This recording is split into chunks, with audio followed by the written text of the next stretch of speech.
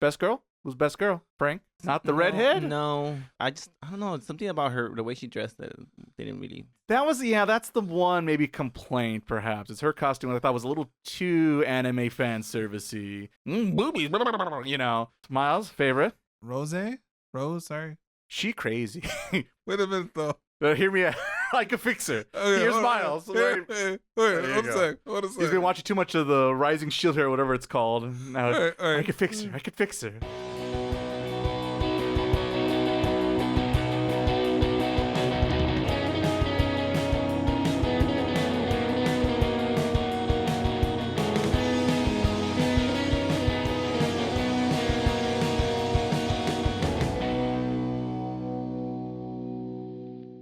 What's up, people? Welcome to our living traveling podcast shack we call Taku Otaku, where we serve the hottest takes in anime and video games. I'm your host this morning, afternoon, evening, wherever you might be, Ray, aka Sourdough Shonen. And today, it's finally time to enjoy our spring review episode of 2025. It's always funny to talk about spring when it feels, right now, it definitely feels like summer. But that's just a situation where we find ourselves in late June, early July. But of course, it's not just me on this podcast. Thank goodness for that. I also have my two amigos. Let's go with that.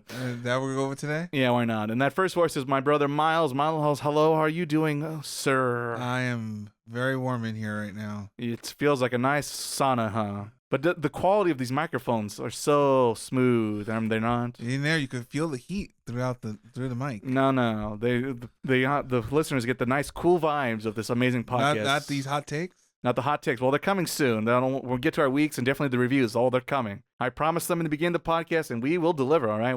I am a man of my word.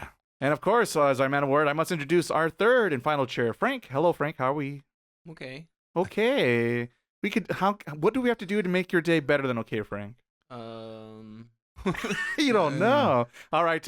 Miles, put away the bags of cash we're going to get Frank. All right. He doesn't want them. We tried. But no, he just doesn't want the cash. All right, everyone. Sorry, we close the shop. Let's get out of here. We had Bravely Default 3 ready to go. We were going to launch it today, but Frank said he doesn't want it. We had a brand new car. Was like, just put it away. Octopath Traveler 3, postpone later on. Persona 6, on the back burner now.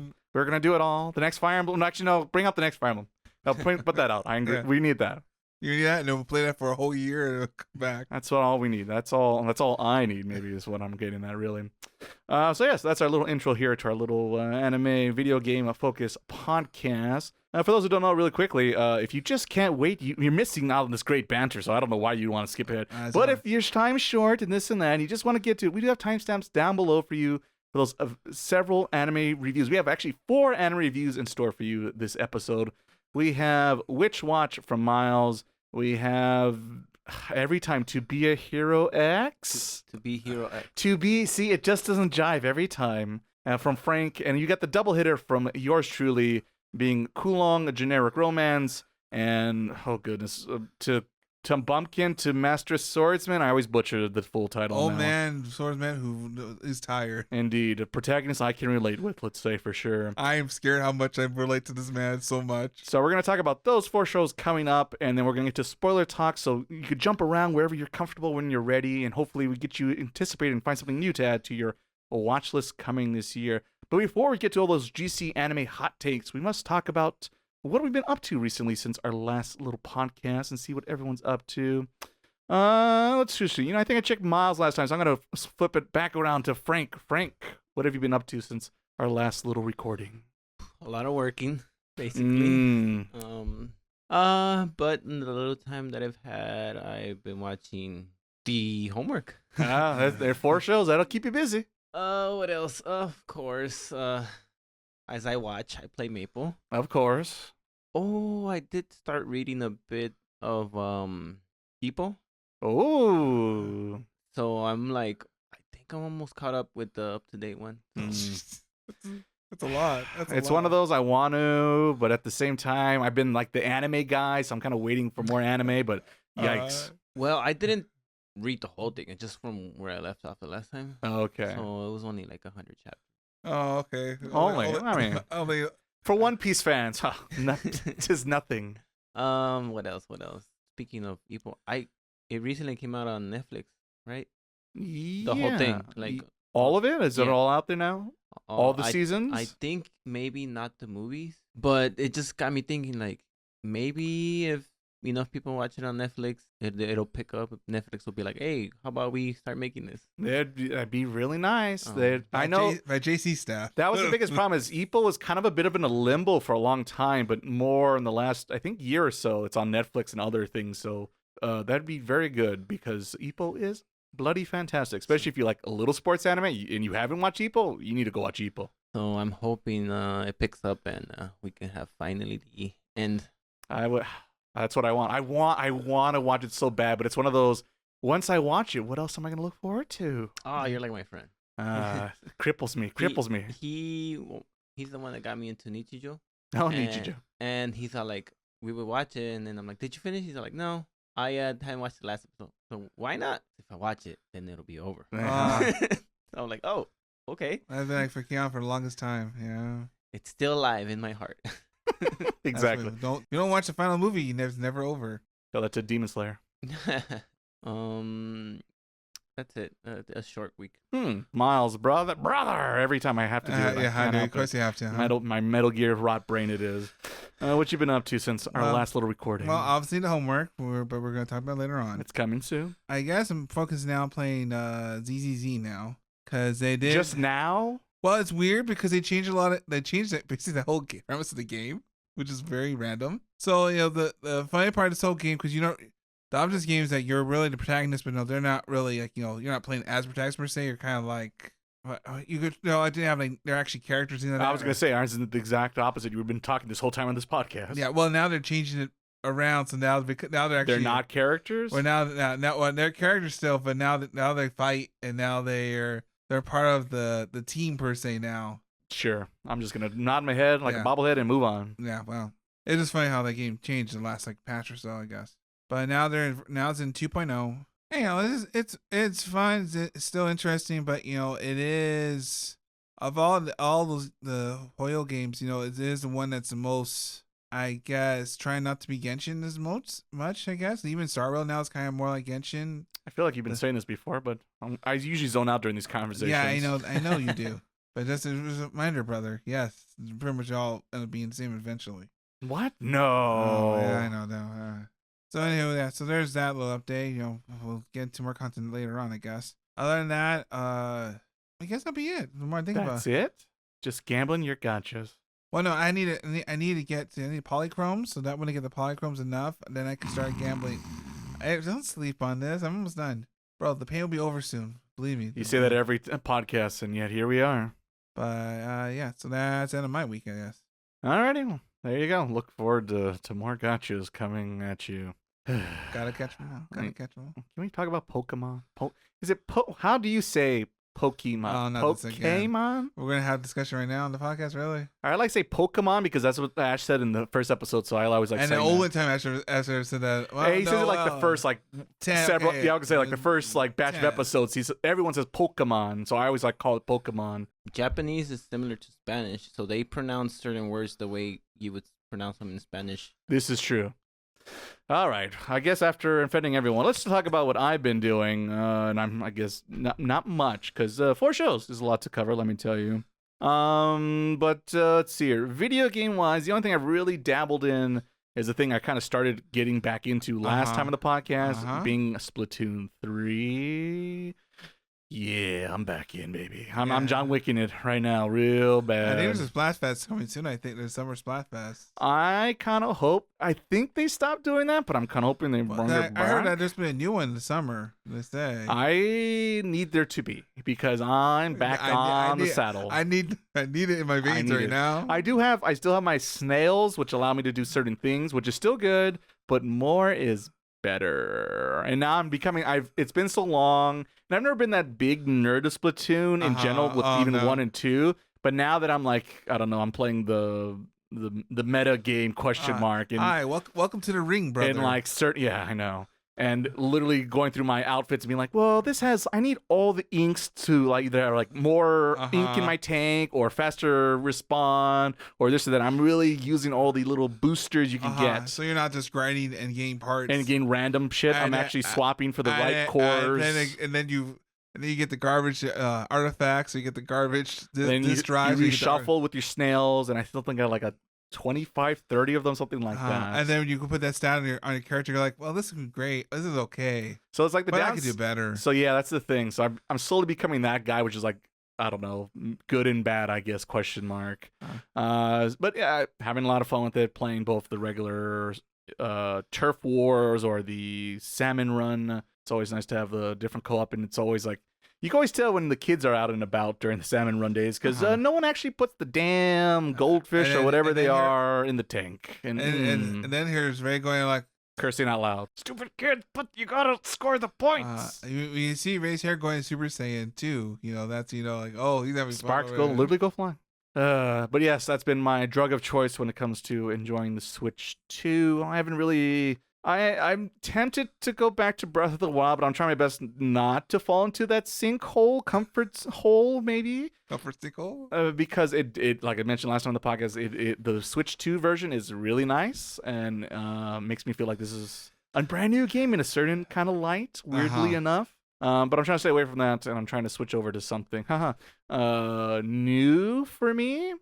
So we'll see what happens. I'm getting to that situation where I need to make that happen and stop going to my comfort zones a little bit.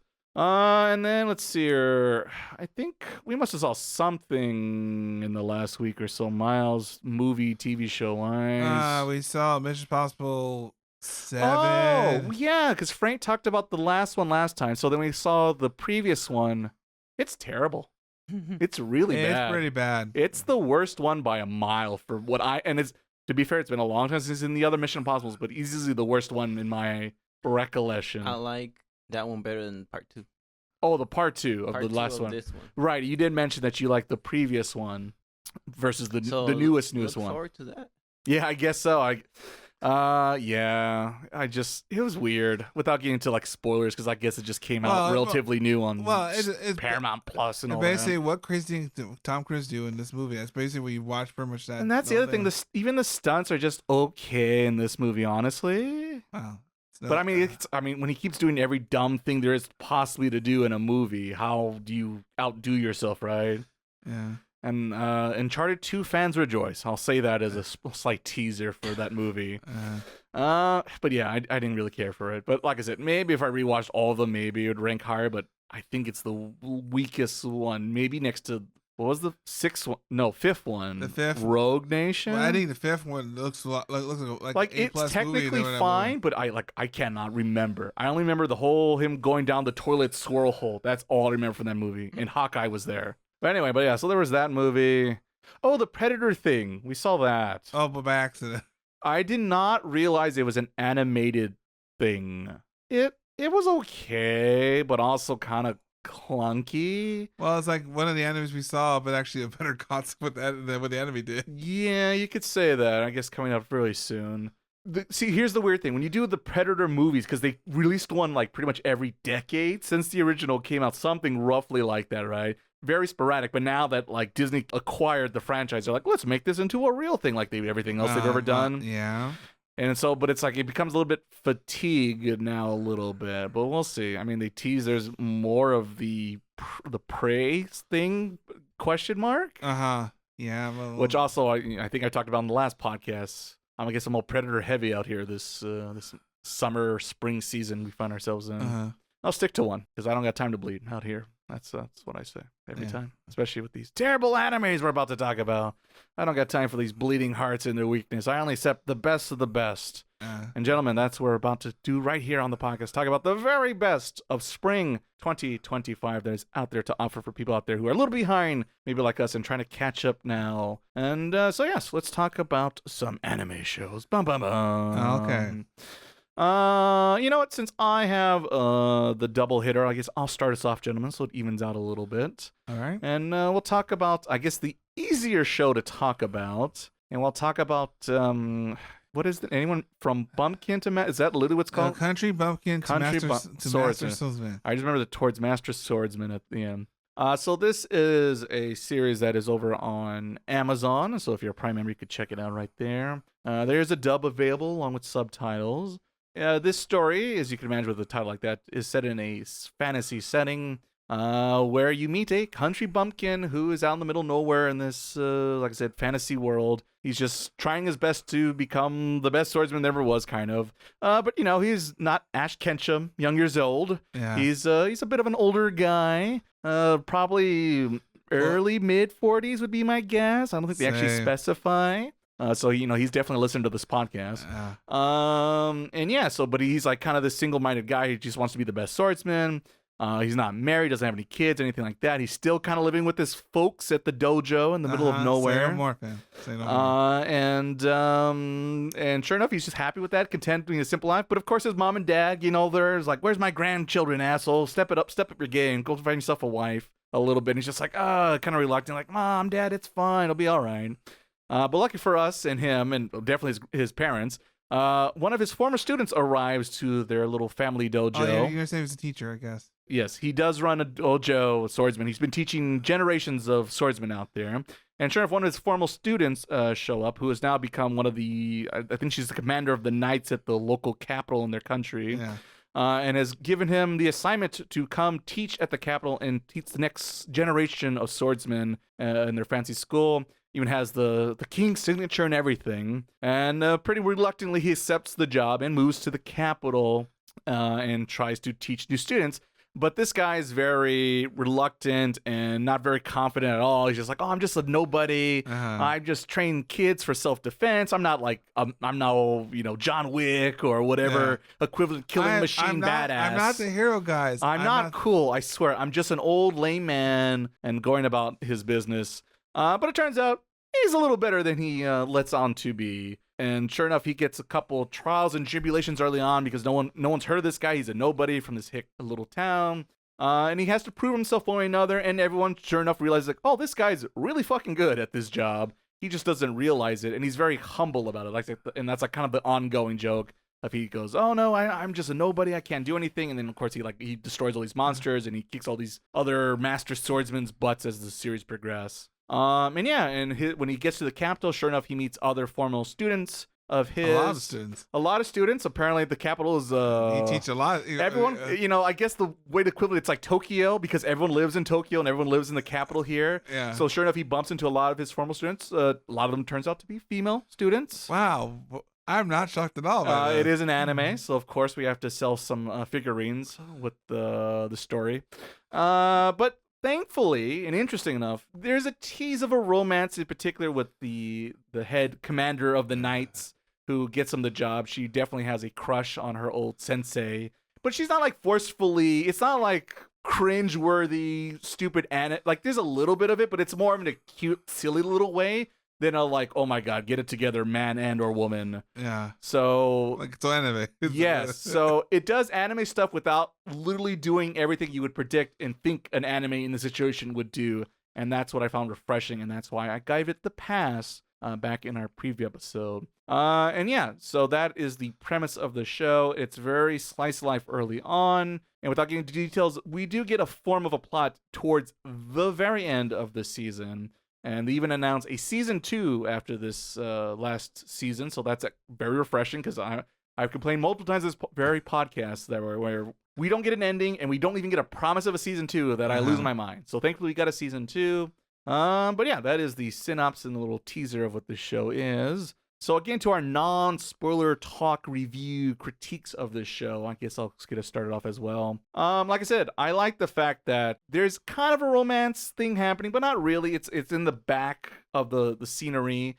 There's a little bit of a political drama going on here and there as episodes progress with neighboring kingdoms and the royals, and he kind of gets always dragged into these other situations with like I said, the different politics of both the nations. And then there's like the Adventurers Guild, where one of his other former students is like one of the like highest ranking members of them.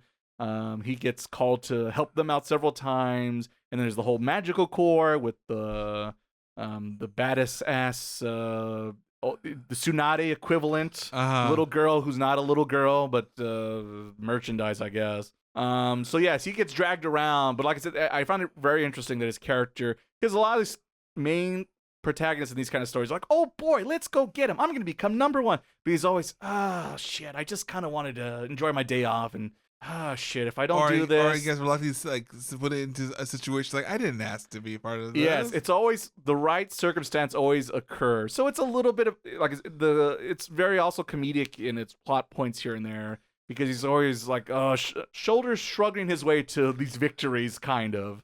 So it's very silly in that regard. That's really about it that comes to mind because, like I said, with the premise, you think like, oh, is it going to be some really bad harem thing? But it's really not.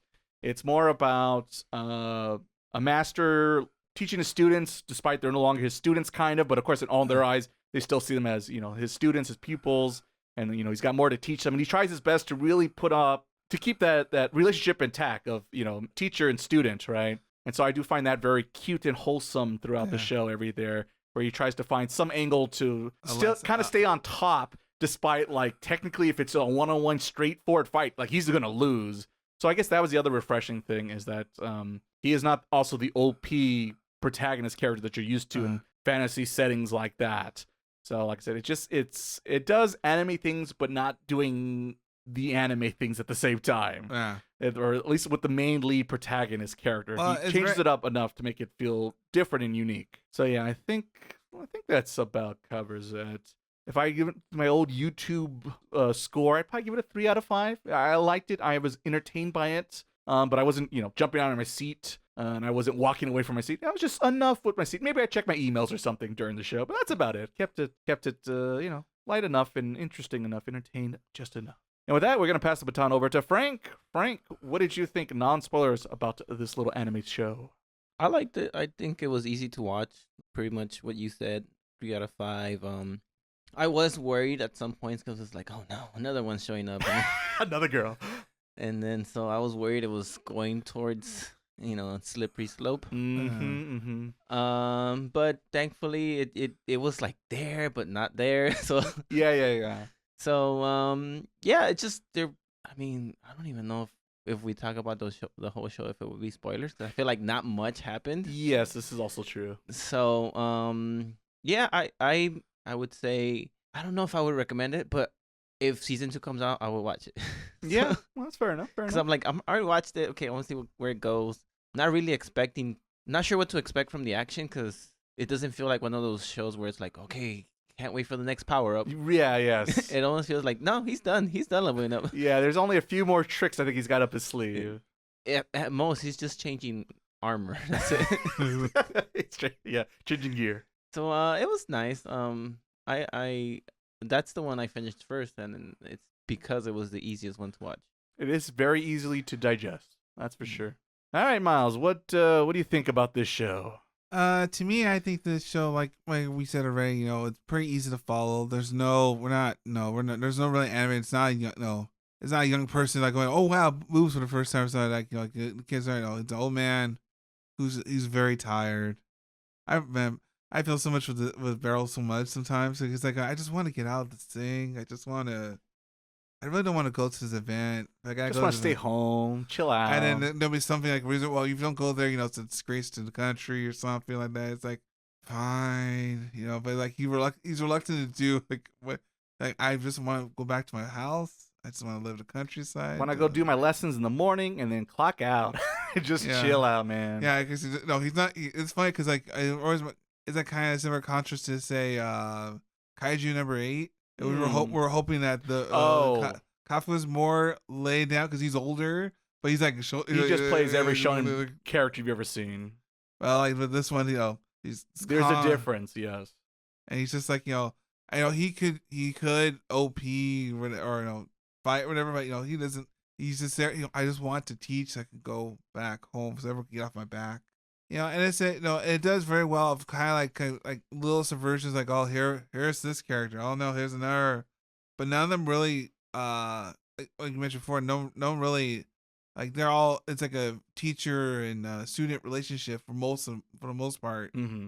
So he's like, oh, that's nice, oh, that's he's more like thinks in that way. It's not like, Sensei, pass my underwear while I'm taking a shower. And even like oh yeah, no, I'm not interested at all. I'm just here to help her out. I'm just he has a grown-up response to like the situation. Like normally, oh no, not this again, right? Right. How adults should treat his former students and younger people. Trying to, set a good example. And shout out to the one guy he trained. The one guy he trained. He's trained. Wasn't there another guy? No, there's two. Remember, there's the one who took over the dojo when he moved to the capital. Oh, okay. Sorry. 2 guys. Males do exist in this universe. They just don't live in that city. Yeah, they just don't have any. They don't have much screen time. They don't have any lines. They do exist though, so Ivan would be happy. Yeah. Oh no. There's too many. What? They do. There's too many girls in this Males show. do exist. The leader of the guild, the adventure guild. That's a guy. Yeah.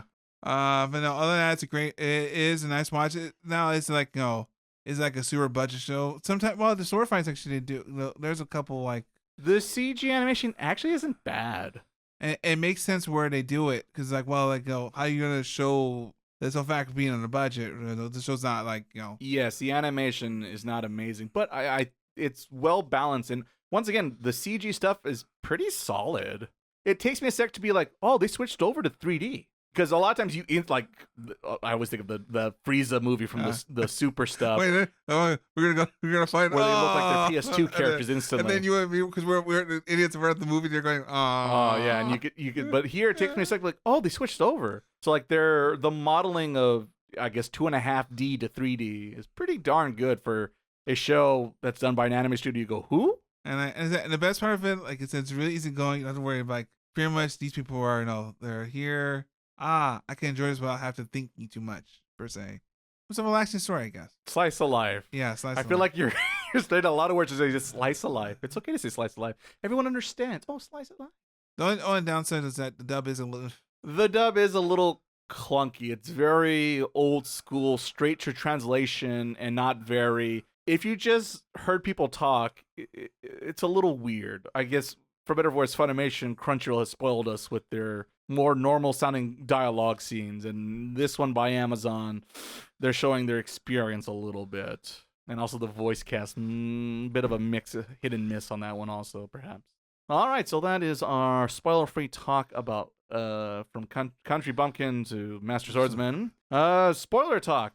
I imagine it's gonna be pretty light, but the few spoilers we're gonna talk about. I guess let me ask gentlemen. Let's ask this since we're all your typical otaku nerdy fellows here. No, here we go. Best girl? Who's best girl? Frank? Oh God! Come on, Frank. This is a slam dunk here, Frank. No, cause not the redhead. No. Really? Wow. He's not going for the redhead. Generic. No, I don't know. It's just I don't really like. He was too buff. Too buff. Too big. There's too big. Okay. Yeah, she might Frank said she might destroy. No, but more than that, it was I don't know. It's something about her, the way she dressed that didn't really. Too revealing. She does have the most revealing costume. I did. That's the one maybe complaint perhaps. It's her costume I thought was a little too anime fan servicey. Thankfully, there's no like camera angles that really like boobies, But at the same time, it's a little much. They're all good. I'm like the guy. They're students. Come on. They're all the coach. Coach Frank's coming out on this one. Yeah, I don't know. All right, Miles. The guy that the swordsman. The guy that took over for his the dojo. He's got the what's the Iraka? What's not from Naruto? Oh, Iruka? Yeah, the first sensei. He's got I think he's got the same scar thing going on there. I don't know. There was please pass. All right. We'll be nice. Miles, favorite? Kowloon? Which one's that one? Help me out. The short haired girl that she kind of like the big sword. The big sword. Okay. Or she's the nicest level-headed gal, probably. Yeah. There's that or Rose. Sorry. Oh, the shield hero. Yeah, shield hero. She crazy. We're in spoiler talk, so we could talk about her. Yeah. She crazy. Well, she scares me though. That was the thing. It's like, oh, she's cute, but I'm like, oh, she's one of those. Look out, her eyes are closed. Oh no. Wait a minute though. Hear me out. I can fix her. Okay, here's Miles. Wait, one sec. He's been watching too much of the Rising Shield Hero, whatever it's called. Now, all right. I can fix her. All right, this is fine. Okay, I can work with this. All right. Gentlemen, I'll pick. And of course, now I can't remember the name. This is the worst part. Good job. You watch all the shows. Barrel. No, never, not Barrel. I mean, I am Barrel. Apparently, I'm just an old man. No, Barrel. Man, you know what? This anime, at least it's like I'm agreeing with Barrel, and I don't know if that's good or bad. It just means you're an old man. No, to me, I like the one. And she probably actually has the least amount of screen time, but I did like her intro the most. I like the gal who's always sarcastic, right after my own heart. Give me the magical user, and plus I like the fact that she uses both like magic and sword skill. So I'm like, Robin Jack of all trades. I can relate. Then like Robin uses that right from Which Robin? From Fire Emblem. Yes. Oh yes, this is Robin's. Yes, this is also true. That would work. I was thinking One Piece since I was talking about One Piece earlier with Frank. So yes, no, I liked her the most. Like I said, more screen time. We need more screen time. All right. The semi-smart Alec used to. All right, I like her little sarcastic, dry tone to her. All right, gotta keep you on your toes. The other thing I did like about the show that's more into spoilers talk, but it's not like the biggest spoilers. I did like that when the show kind of shifted from him becoming like a dad and a parent. Yeah, I thought that was very cute because he's a guy who's never had children, never had a wife, right? Hasn't really. I was like, how are you supposed to do this? Right, because he's always had that weird situation of like, I've always been a teacher, right? And I've dealt with young kids, but like. They come over, I show them, they come over for a few hours, and they clock out, and they get the fuck out, and I go home and crack open some beers, and I can be myself, right? But it's like, as a parent, you can't really clock out. You're always on clock, right? And so he talks about that of like, it's very different because we both live on the same roof, and I assume that my students, their parents are going to do their job, right? Once I clock out, right? Yeah. So I thought that was very interesting in seeing their growing pangs of trying to, learn what it's like to live with another person. Parent school bags are very expensive to get school bags. Which is also very cute and charming and very much like Japanese society. For those who don't know, in Japan, you have to buy like the uniforms. Those backpacks, everybody. Those backpacks are and they're also very expensive. So it's nice to see a little reference and humor towards Japanese society. Remember. You have to get the good one because you don't want your child to go to the school. Well, that's always you need to get. They're going to use this for years. You're not going to let them. Well, you're going to spend what 10,000? Was it 10 Galax, whatever? Your child's education important to you? Oh, I guess you don't care enough because you gave them the cheap little bag or a hand-me-down from the other children. Exactly. So I really did like that relationship to grow and sell on it. I felt like it took the right time and pacing to really sell that relationship because for him and then let alone for her who's always been like an orphan and never has had like parents to look after her and to like open up to yourself. I thought it was very cute and the mugs. The mugs, yes, the little thing they both help each other out and present gifts for each of them, so it really shows their relationship and it's very cute and charming. So yeah, I really did like that. That was a nice little surprise the show go into. I guess the most hardish thing I could say about the show. The zombie thing. I don't know what the fuck we were doing with that. Well, it always has to be the crazy Pope. It has some like Full Metal fans rejoice, I guess. I just thought it was so like I didn't expect them to be like brain. They almost lived in their brains. Well, I was saying the thing because something happened like in the last part of ZZZ when they add like zombie something like that. Of course they did. It just seems like the author really likes Dawn of the Dead and said, I could squeeze in zombies in this universe. It just out of nowhere and just really didn't jive and like it lasts 2 seconds. It was, and of course it's a Pope. There's always the evil mad Pope, and that's a whole political aspect they talk about the religion and that like the Pope's like kind of the real leader in the neighboring country, and the fact that in his country magic is looked upon as like a sinner kind of thing. No, you don't do that. And, it's not magic, it's a miracle. So it's interesting that there's different cultures and beliefs in this fantasy world. And I'm always sucker for, decent world building. So you get a little bit of that. And I think we're going to get even more of that in season 2, since, like I said, at the end of this one, they're a bit of the political drama with assassinations of royalty. And everybody wants to be called to the throne. And we never find out who the real mastermind is. Well... Yes and no. Yes and no. There's room to interpret. There's yet a real, it's those like Star Wars out there. They always come in twos, right? Yeah. So there might be more behind this political motivated thing, as we even get to see with was it Lucy, the blue hair girl with the shield? Me and Rose. Rose. That's something like that.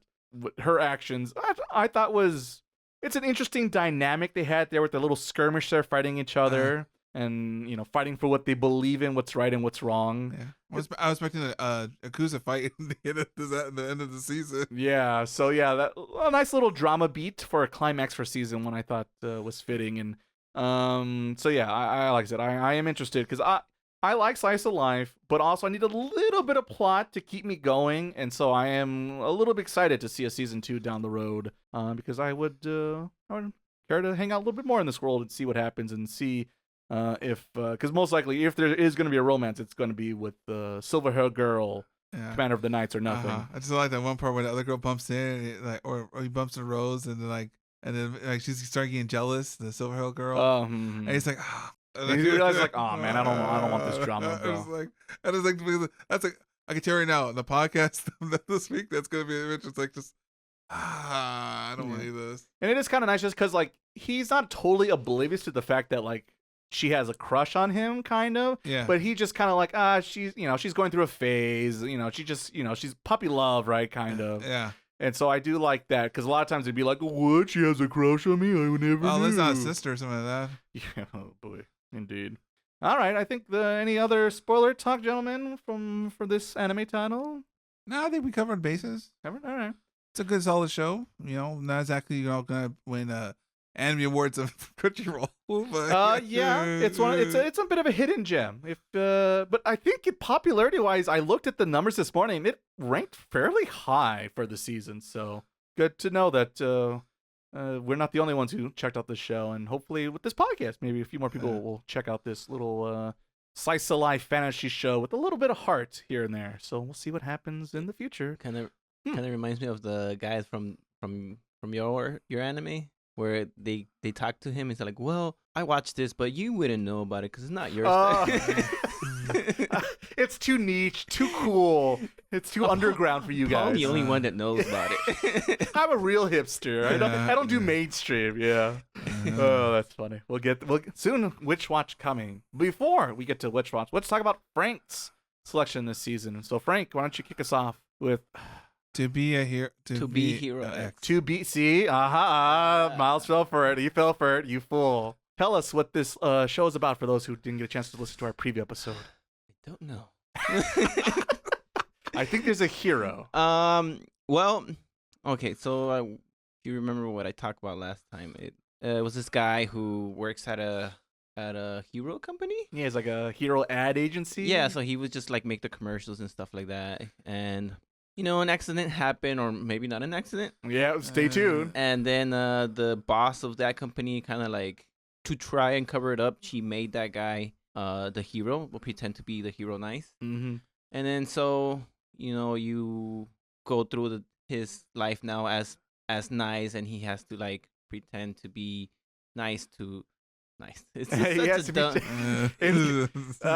yeah. He has to pretend to be the hero with his girlfriend, with everybody that interacted with him, yes, or in public. And then just different stuff keeps happening where like villains show up. And one thing I like about this show is that it's not just like, oh, this guy's bad. You kind of take a little time and describe a little bit of their life, at least for most of them, if I'm not wrong. So that's what I thought it was going to be about nice and living a new life, stuff going on with it. But apparently, right after the preview, it's like lies. Well, now let's talk about a new hero. 3 episodes. Okay, that's fine. All right, next. So that's pretty much the show. It's not. I don't even know who the main character is anymore because it keeps switching between heroes, and which I like that I got.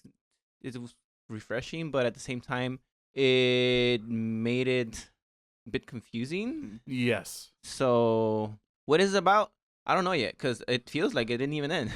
Yeah. So this show, I think it's 24 episodes altogether. Oh, well, that makes sense then. So yeah. So sadly, we're never gonna at this particular podcast episode, we're not gonna be able to talk the nuances and really the spoiler talks of what overall the show is, because as Frank already mentioned, there are a bunch of short stories, an anthology kind of put together, talking about what it is to be a hero in their perspective in this interesting hero world where anyone could be a hero if they have a strong social media following. If you have enough likes. Yeah. If they get enough likes, they get all the powers, and that's how it's. So it's kind of My Hero, a little bit of Tiger Bunny, even a little bit of what's it called on Amazon? The Gritty, The Boys, a little bit. Well, it might be like the Magura Mirror Match Incorporated.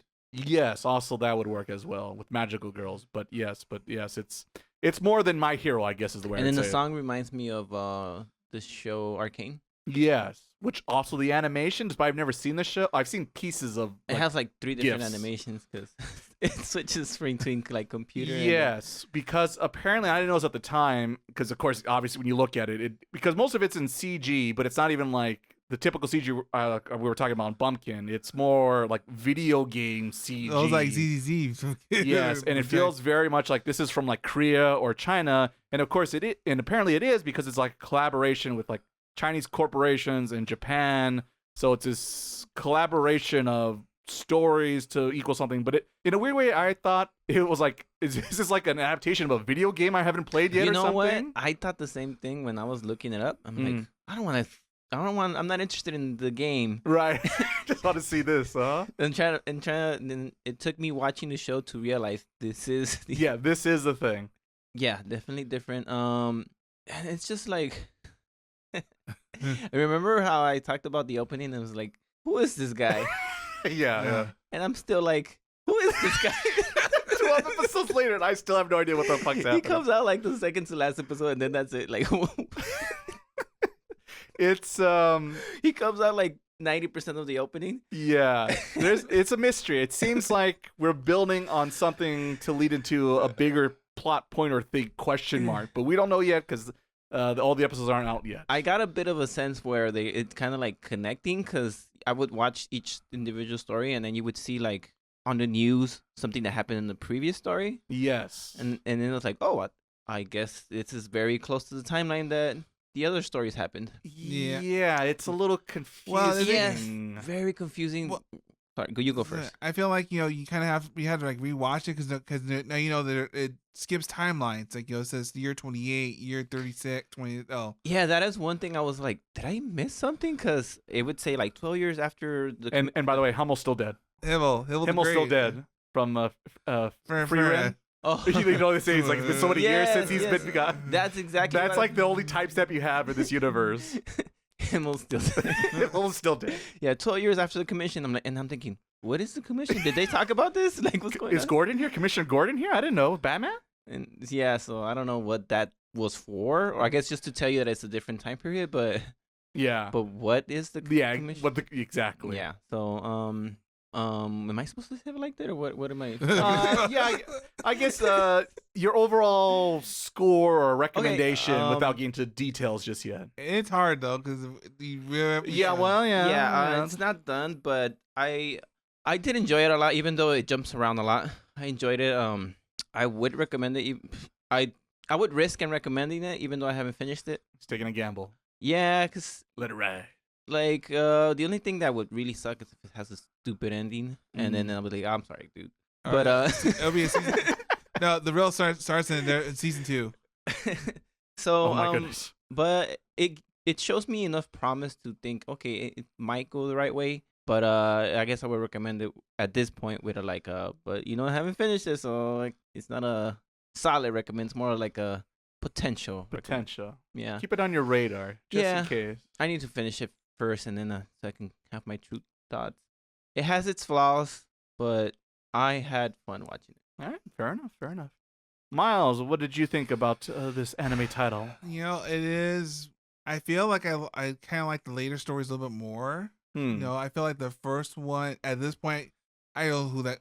Like I felt like a dream or something like that. Like it was like another anime series, like the first half of the show, because the first half was CG, but like the more as you get into more the later, like with the Miku. Yes, I called that. Stealing my jokes out here. Yeah. The Sion and when they get more 2D, they go, yeah, when they go because 2D, the story gets more profound. It's like there's this character from this one. They all connect still. I feel like loosely, but yes. But like the other one's like I what was the point of the middle one? I have no idea.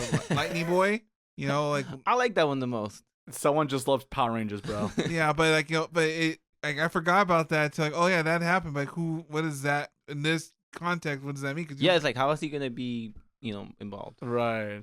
Since it's based on anthology, it's not exactly a concrete story per se. We're waiting for said story to show up. Maybe it'll come together. It is kind of like you're flipping a coin, like just like that Mystery X guy is. You're flipping a coin, seeing it. Almost like it's just introducing so far everything. Yes. But I feel like we're at 12 episodes and we're still introducing new characters still. And Took a page from Oda. I just wait like not like maybe the last arc here's everyone together and It's all coming. they're going to fight against Mystery Man. So it's gonna be like It's gonna be a Smash Brothers. I was gonna just say that. They beat me to it, damn it.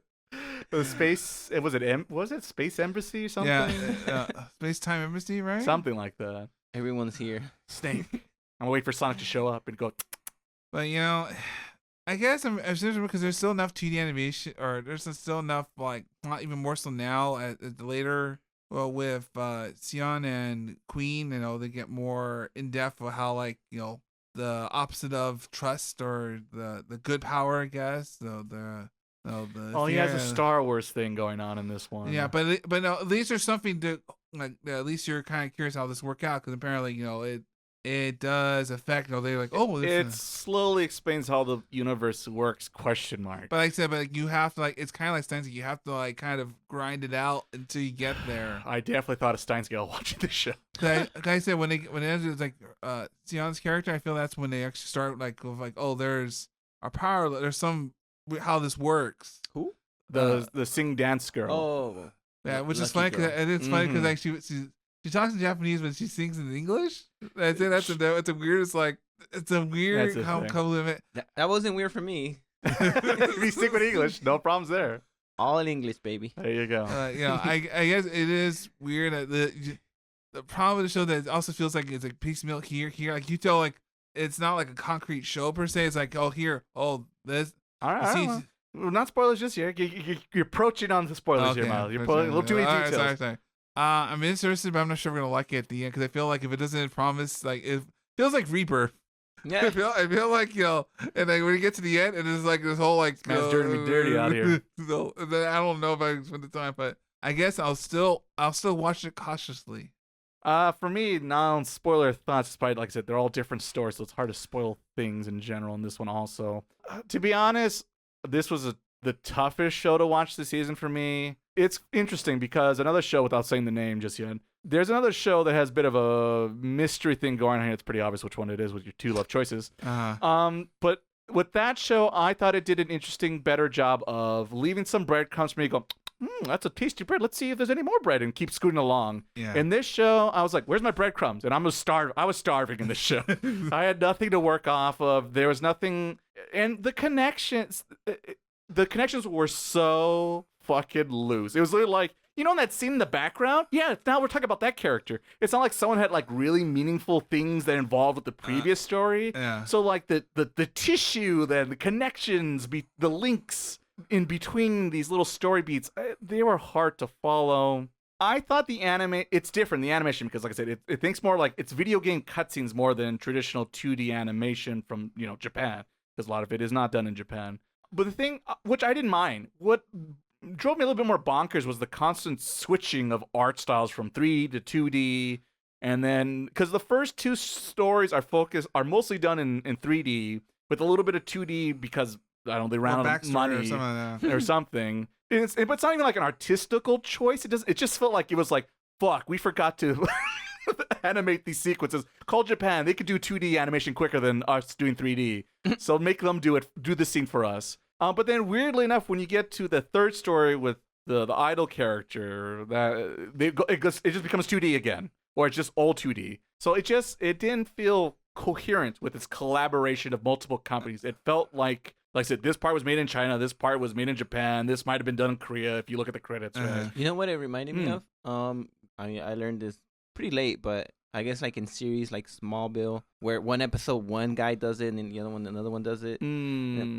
It kind of reminded me of that. Yes. And that's the thing. And every show does that, where there's, you see it in every, live action. There's even in anime, there's an episode director, and they're in charge of that, right? But overall, there's an overall supervisor, producer who overwatches the whole project, make sure everything kind of jives and fits. And here, I think they fired that guy, or he never got hired for this job. So it was just struggle for me to find interest to keep watching because, as I mentioned before on this podcast, I'm a very narrative-focused person, and I like a beginning, middle, end, and story.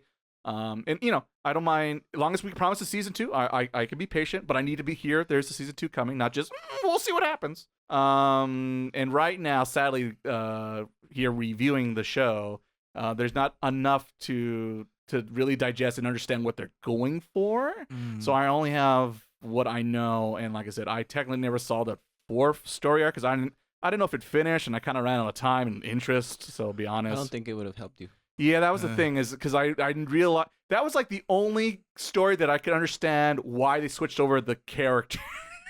Because you actually see a little bit her in the previous story, and but the other ones are like, I don't. No, and it threw me off, like especially the from the first one to the second one. I was like, wait, they're not going back anymore. What's going on? Yeah, here? go back to that story, because the weirdest part is because like there's this whole big mystery plot beat that ends in episode 1 and then comes again on I think the 4th episode of the end of that story arc, and it never gets resolved.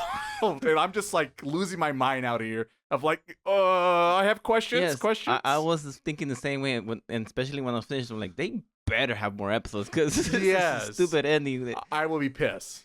Exactly. So now that you said it, 24, I don't know if that's enough, but I'm glad there's a. We need more. We definitely need more here. So yeah, without getting too many the details of each individual story, like I said, it was a bit of a struggle to keep going with this one, just because I wasn't feeling lucky. I was at the craps table, I had the dice in my hand, I said, nah, I'm good, bro. I give him to Frank and let him roll. I'll let him keep playing. Should have gone to Lucky Sion's concert. That's what yeah, I should have. Yeah, if only. Discount Hatsune Miku. Yeah, I should have. I guess. And even that. And see, that's the sad part. Well, I'll say that's a spoilers talk. But yeah. Can I recommend it? No. But like I said, I'm that guy who I want that beginning, middle, and end. And right now we don't got it, so I just can't recommend it. But who knows? Maybe. As the podcast goes along later on this year, we'll see. Maybe we'll get a chance to come back and talk about it all. And who knows? Maybe I might change. It'll be a Steins Gate situation where I go, holy shit. Because let me tell you, the first like 5 episodes of Steins Gate, you're like bored to tears. But then you stick with it and you get to, I think, episode 9-ish or something like that. And then it really takes off and it becomes like one of the best things of all time, honestly. So maybe we got a Steins Gate situation here, gentlemen. As long as no watches are broken, I think we're fine. Yeah, stay away from broken watches. Alrighty, so that will end our spoiler-free talk. So now we'll get into the spoilers, the good stuff here, for everyone else who's on the edge of the seats, along with all 5 spoilers. The other people, our other hosts of the podcast, perhaps. Frank, starting with you, anything you want to discuss, go through? Just some thoughts, not really spoilers, because it left a lot of questions. I'm trying to say something. It left a lot of questions in my mind. Mm-hmm. A lot of doors that we didn't go through. Yeah. Like for example, the first story. So he met with Moon, and then like that's it. Like did he take her bag? What's going on? We don't know. And she died in episode 1. That's her doppelganger. So and then that's true. Yeah, it had a lot of things like that. Like here's the big mystery, and I'm like, we'll talk about it fine. 10 years later. Maybe. The ending of the second story, where it's like it's not really clear if it's the new guy or the old guy. Yeah, because it can be interpreted either way. Yeah, which I thought was interesting, but also so depends if we get back to it. Yes, that's the big. Yeah, that's the thing. Spoilers talk about that particular second story. It was like, how is that like just obvious copyright infringement? Like he's literally like, I don't know why he couldn't like change the armor to red and just call him like, I'm red armor or whatever. But like he was like, I'm determined to literally steal your name. He would just be no. You put like Nintendo Switch. Or Nintendo, the new. Yeah, I'm just saying, like, oh my god, like, what a copyright infringement. I couldn't get over that. Like, bro, you would in America, this would not fly. This has to be only in China can you get away with such disgustingly copyright infringement. So then the third story, I enjoyed all of them. The third story, it was probably the least favorite one, but it had me thinking more. It had me thinking more, like, why is it that the public controls their powers? Like that's just like, and that's what I'm hoping to learn, and it better not be a stupid answer. Yeah, that's a big part. So if they make a good reason of why that is, then I think it'll tie everything up nice for me. And then what was the fourth one? What was the silver hair girl? She's like the commander in chief from the last show. I can't I don't remember that one too much because for sure I was falling asleep during that one. I watched it today and I was so tired. Yeah, that one confused me because I don't. It might have been because I was asleep or what. But that's the one where the guy from the opening finally comes out. So I was like, Oh, does he finally show up? Yeah. he shows up. Mr. Slick Hair Because with the coin. I'll argue that the last arc is as they start explaining more of how who that guy is. well, like the whole power system, how like no, they have a fight every year that determines the ranking, and then the white guy basically shows up and he one kills everybody, and he's been number X. He's number one. He's the All Might. Because I guess like it's like goofy marching band. It's like there's first place. Well, because there's first place, second place, and then there's Ultimate, and there's X. That's you want to be the X hero. Wait, but how long has he been the hero? Because that wasn't clear to me. 2 years. 2 years? Oh. Because the first time he beat Queen, and he basically became X. When did the purple hair girl and the white hair girl fight? Well, they fought on the eve of the second term because when both of them lost to the X guy, the purple hair girl was really distraught about it, and that's when we learned that that she got negative emotions. She became stronger because of fear or the other. She became a Sith. Yeah, she became a Sith. That's he's not wrong. Good. To finish, the last one I can't even talk about it because it didn't finish. No, it left it halfway. Yeah, I think it's like every 3 episodes and we change perspectives. So there's still technically one more of where we left off technically. Yeah, so that pretty much ends my spoiler talk. Spoiler talk. Alrighty. Miles, any spoilers there, or just you? I never. We'll leave it at that. We'll leave it at that. The one thing I'll say, then, like, it's spoilers, but like of the third story with the idol character. As a guy who loves musical scenes, and well, not really. That's the funny thing is, like, I really don't care for idols, but it's animation and music coming together. Is always the thing I really love. I mean, that's why I appreciate Disney musical numbers and this and that, and why I'm interested in any anime. I mean, yes. I mean, it's like live action and animation, but that'll work. But anyway, your K-ons and your whatnot, the girls rock band anime show that comes out probably at least once a season now these days. We watch every time. I also thought it was disappointing when it came to the animation music of that because they do not lip sync even remotely. So it is not close to the levels of Kyoto Animation, not even the levels of like PA Works. I'll give it this, at least about the whole show in general. There'll be subtitles of something going on, or sometimes when no one's saying anything, so it kind of throws you off. Alrighty. Back to what I was talking about. So yeah, I just thought the animation and the lip syncing to the music doesn't really work, and the fact they switched to English I thought was weird. And there's not even like a Japanese situation, and certain parts of the dub was also kind of random in that, especially in the musical sense. So even I was hoping I would be attached to that story because it's a very simple story about orphan kids kind of falling in love and rebelling against religion, and their fate. So it's a simple story that I was the most interested in. But once again, by the time you get invested, it's already swiped over to the next story. And, the equivalent, she just becomes Hatsune Miku, who also becomes a power. I don't know how she becomes a hero. And with skates, that all happens off screen, apparently. And she also fights kind of more zombies. She gets sponsored. Yeah. So, all that money. Yeah, all that money. I guess that's what I'm saying. They are taking shortcuts in the pacing and build up in these characters and the situations. And I guess they're hoping you're going to be curious of like, how does this work? How does this world work? How does this work? But I'm just more like, I don't give a fuck. Wow. And I just want to swipe to the next anime show. So yeah, that's how I felt in particular in that arc, and then a little bit in all the other arcs of just like, I just wasn't interested to find those breadcrumbs or see what happens of just like, no, I got only 20 more shows this season I could be checking out. I think I'll try my luck with one of those instead. Alrighty, with that, we'll move along here, and we'll talk about Miles' choice for this spring 2025 season.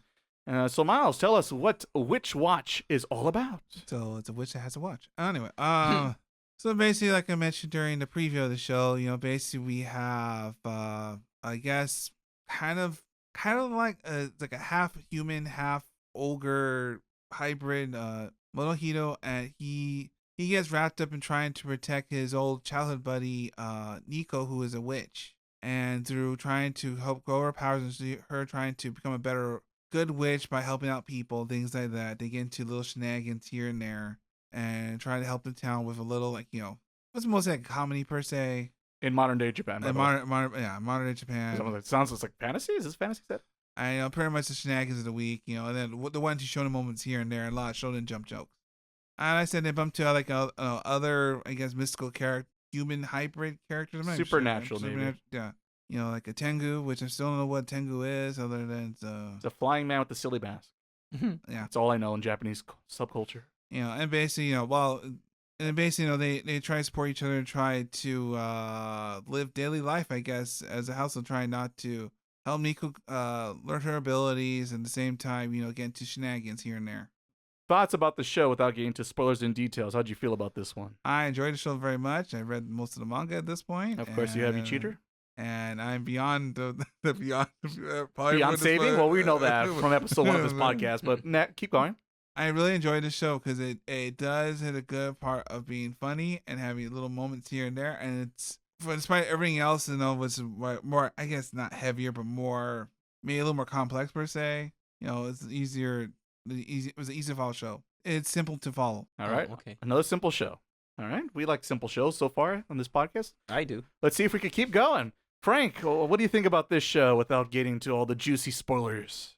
I think out of all the shows, I think this was the most well-made one, and like the one that, I don't know, I just like, for its genre, I felt like it hit the bullseye. And then for the other ones, I feel like there was something off about them, and this one is like, okay, I came in, I knew what I was expecting, and it delivered. Mm-hmm. To be fair to the show, I was tired a lot of times I watched it, so a lot of jokes probably went over my head. But there was some jokes that were like, it really got to me. The references, perhaps? Not really the references, just some stupid things. Like, I really, just, I don't want to get into the jokes yet until spoilers. Fair enough. But there's just some things that it wasn't even like nothing big. It was just like, because I laugh at stupid things, and just certain things that they did that made me laugh, and certain things didn't hit. So I enjoyed it. And then at this point in my life, or how my schedule is, I wouldn't watch it if it's not in dub. Thankfully, it is, and I'll probably finish it once they finish the dub. All right, fair enough.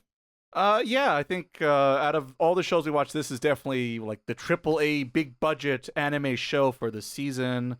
And I think it lived up to your expectations. You saw those first 3 episodes, and that's what you kind of get for the next 9, getting you 12 or whatever, 13 altogether for this opening act. But I know this is also ongoing as well, so it's like our midpoint review, I guess. Luckily for us, it does kind of have like a nice ending for our little podcast here, so that was nice to see.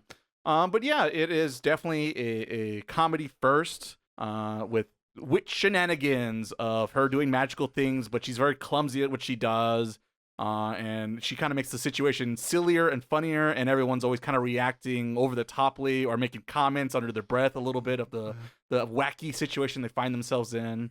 And so if you like that kind of wacky sense of comedy here and there, and everyone this and that, and a lot of referential humor, there's a lot of like anime manga references. So if you consider yourself a bit of an otaku and you're familiar with other Shonen Jump properties, we got references to Dragon Ball, Demon Slayer, and other anime things out there. And without getting too many details, there is also a bit of a hint of a romance in this series, because of course it is, because it's either action or romance. You get both in this one, lucky for us. And yeah, that has potential because of the characters and how they react in the relationship. That's going to hopefully build upon. I think it's going to be an interesting more relationship than you would get in a typical Shonen Jump series. Double-edged sword, apparently. So yeah, it is definitely easy to watch because a lot of it's episodic shenanigans, but we do get a plot, kind of like the Bumpkin show as well. It does come a little bit later. And you get a little bit more of a taste here in this episode. It's hard to say because it's not the end of the season, but it's like for us, it's the end of the season. There's a little bit more meat on that bones too if you want a little bit more substance, like I tend to find myself. So you got that box checked. But yeah, it's a pretty straightforward show. You know what you're gonna get. There's no teases or waiting to see what's gonna happen in this one. And yeah, the opening is fucking amazing. I really, really dug that opening. We watched it a lot of times here. It's very pretty. It's very catchy, silly anime song, and then the gorgeous animation to accompany it. Once again, as I just talked about a little bit in our spoiler talk, I guess depending if you listen to it or not, I'm a sucker for music and animation coming together, and the opening really shines and really makes those two things sync in harmony and is really gorgeous. So if you're looking for banger openings of 2025, do not sleep on Witch Watch. And yeah, the show, it's easy, it's fun. I found myself laughing at it. And I found the characters interesting. We got a little bit of a motley crew as the season 1 progresses. We get the intros of everyone. Yeah. But we'll get a little bit more details of those characters and why they are so good in the spoiler talk. Once again, like I said, if I had to give it a number at the moment, but I really don't. I'm hesitant to do that. I'd easily give this a 4 out of 5. I like I said, the animation spectacular. The jokes worked more than not, and I'm curious to see what's going to happen with this supernatural action pack with a little bit of romance story involved. It checks all the boxes, just like me, a jack of all trades and master of none. So we'll see what happens with this title in the near future. Bum, bum, bum, bum. So yeah, that's Witch Watch without spoilers. So now we're going to get into the spoiler talk here. So if you're a little behind, you might want to pause, come back to this very part of the podcast. If not, we'll see you with Kowloon generic romance. But Miles, let's stick with Witch Watch a little bit longer, brother. And what are some highlights, some spoilers, some things you just want to share with us in the Well, rest I of do, listeners? like you said, like you mentioned before, the motley crew, because it is a crew. Everyone kind of plays off of each other in certain aspects here and there. It works because not everyone has their roles per se. You know, I appreciate, of course, when they're learning how to fly and they're in a Dragon Ball reference. So that's so, and because the manga does it right, but no, I think the anime sells the emotion. And the poor teacher's like, I wish I could do that too. She's definitely listened to this podcast for sure. Yeah, she'll be a bigger character later on. Yeah, I hope that was the one thing. I guess spoilers. I wanted more of her, but just because it'd be like, me too, sister. Oh, it feels like she and the Bumpkin guy would get along. I like that part because it's happened to me in coaching because I'm like, I know she likes anime, but I don't know how to bring it up. Can't let her know. So I just gotta like say something that if you watch the anime, is that a Japanese cartoon character you have on your backpack? That's a cool comic book you got in your hands. What's that all about? I'll give you an example. One of my players mentioned that because she stole the ball from another player, and she was like, I used my shining gun. Nice. And then I did something that I fooled her. Maybe you don't have it. She's only got like the 2 little circles in her eyes. I know. She's working on the 3rd one. So that I could relate to that part. I really enjoyed the teacher part. Sorry to cut you off though. No, it's fine. No, they all kind of, it works because they're all, it helps the stories like all like for other than the last 2 episodes, mostly like it's like 10-minute shorts really. Yeah, they're a bunch of little short stories. And just like, let's see what's the problem. Let's see how Nico's gonna solve the problem with magic. And of course, something goes wrong, and comedy ensues. The best one I like when she uses the double spell because the double spell allows you to split yourself into 2, but you split to like younger versions of yourself, so you keep going. See, you said, I think because you mentioned that last one in the podcast, but it's not even younger; it's just smaller. But like, they pitch them up in audio. Yeah. So it's funny because she already has a very high pitched voice in her regular. So it's like, oh my god, my poor eardrums. And then the best part when they split into 4 and they're all trying to carry a box. And they're still just carrying one box, but in their brain, it's just. And that's always the funny part of the show is a lot of the reactions of like, that doesn't work. That doesn't make any sense. Of like, what are you doing, stupid? And the best part is Morihito sometimes, especially when they're trying to do the YouTube channel bit. And it reminds me of you when you're like, I related a little too much. You're not doing this right. You got to get the channel numbers up. Your thumbnail game is poor. Get out of here with your shitty thumbnails. And they're like, this is terrible. It's like, you need a background, Nico's gonna be the main character focus. And you see them and literally you see like their new thumbnails and they're literally every YouTube cliche you've ever seen. Yeah. Oh my goodness. And of course, your favorite is the student council. We'll wait till you get to you. And just like, but it's like it's for the most like it's humor like all to the wall. Everyone kind of fits. Certain characters have their moments here and there. And like and then the shonen part. The shonen part shows up, like but it kind of goes, and then like you'll do a moment where we get to a different status quo or whatever, and then we move on back. We'll move it over the way down there. We'll get there eventually. More shenanigans. It does it better way than it does like Dr. Stone, because Dr. Stone has that issue like when he tries like we're doing science stuff, but at the same time like here's the we need to do some kind of shonen thing so that way you're still here because of the Shonen Jump magazine. But at the end of the show, kind of it weaves it in and then weaves it out, and we're back to the funny. Makes sense. But I enjoy it very much. Favorite? You got a favorite joke or gag episode maybe? Let's see. of course, little Nemu, who's the shapeshifter. Oh yes, the other witch. Like, oh, don't fall asleep, don't fall asleep. Like the best part when she falls asleep and then no one notices her. She's She just quietly sneaks and out. then said this again, and I'm out. And like no one noticed. Goes out the back door. All right, fair enough. Frank, what spoiler things you want to talk about this one? Not really spoilers. I guess just funny moments. Tell me your highlights, Frank. Because if I think about the story, I'm like, wait, no, this is too much. Because isn't her mom like a prophet or something? Yes, But I don't really care about that stuff. It's more like Who cares about lore plot? yeah, she's alive. That's a good start for most animes. I don't even want that plot to move on because then the story will end. Don't. It's drama. Kick that drama. Kick it down the road. Yeah, we'll deal with that 2050. I don't know. I enjoyed the part where he goes 10 times faster. Oh yeah. Oh, that's also a good bit. I forgot that good. That's a good bit. And then at the end, when he's back to normal, He talks real and he's like, slow. and they don't even fix it. You just end it. Like, it just ends the episode. Yeah, that's because it's funny because like it's that episode particularly because it's like it's silly because like now he's moving really fast and this and that and they can't understand each other and this or that, but then it becomes like kind of serious for a second, like, oh, imagine like you're by yourself for 30 days by yourself. Yeah, it went more into it than that. Exactly. So it's like it got and it got sad. You're laughing and then you got serious, but then it got funny again. So it was like a bit of a roller coaster of an episode. And then he'll pause here, spend like 10 seconds, then he'll leave. And then he learns how to learn to talk to them, and so they can understand him, and they're all happy, and they're like hanging out. And they like weirdly like adjust to this weird lifestyle they grew to. I like that one a lot. Miles mentioned a bunch of them I was gonna say. So Beat you to the punch. yeah, it's just not really speaking of any joke. It was more like, well, let's see how Nico's gonna mess this up again. It should be an easy thing. Yeah. But knowing you, Somehow. you're gonna do something like enlarge the wrong part or something like that.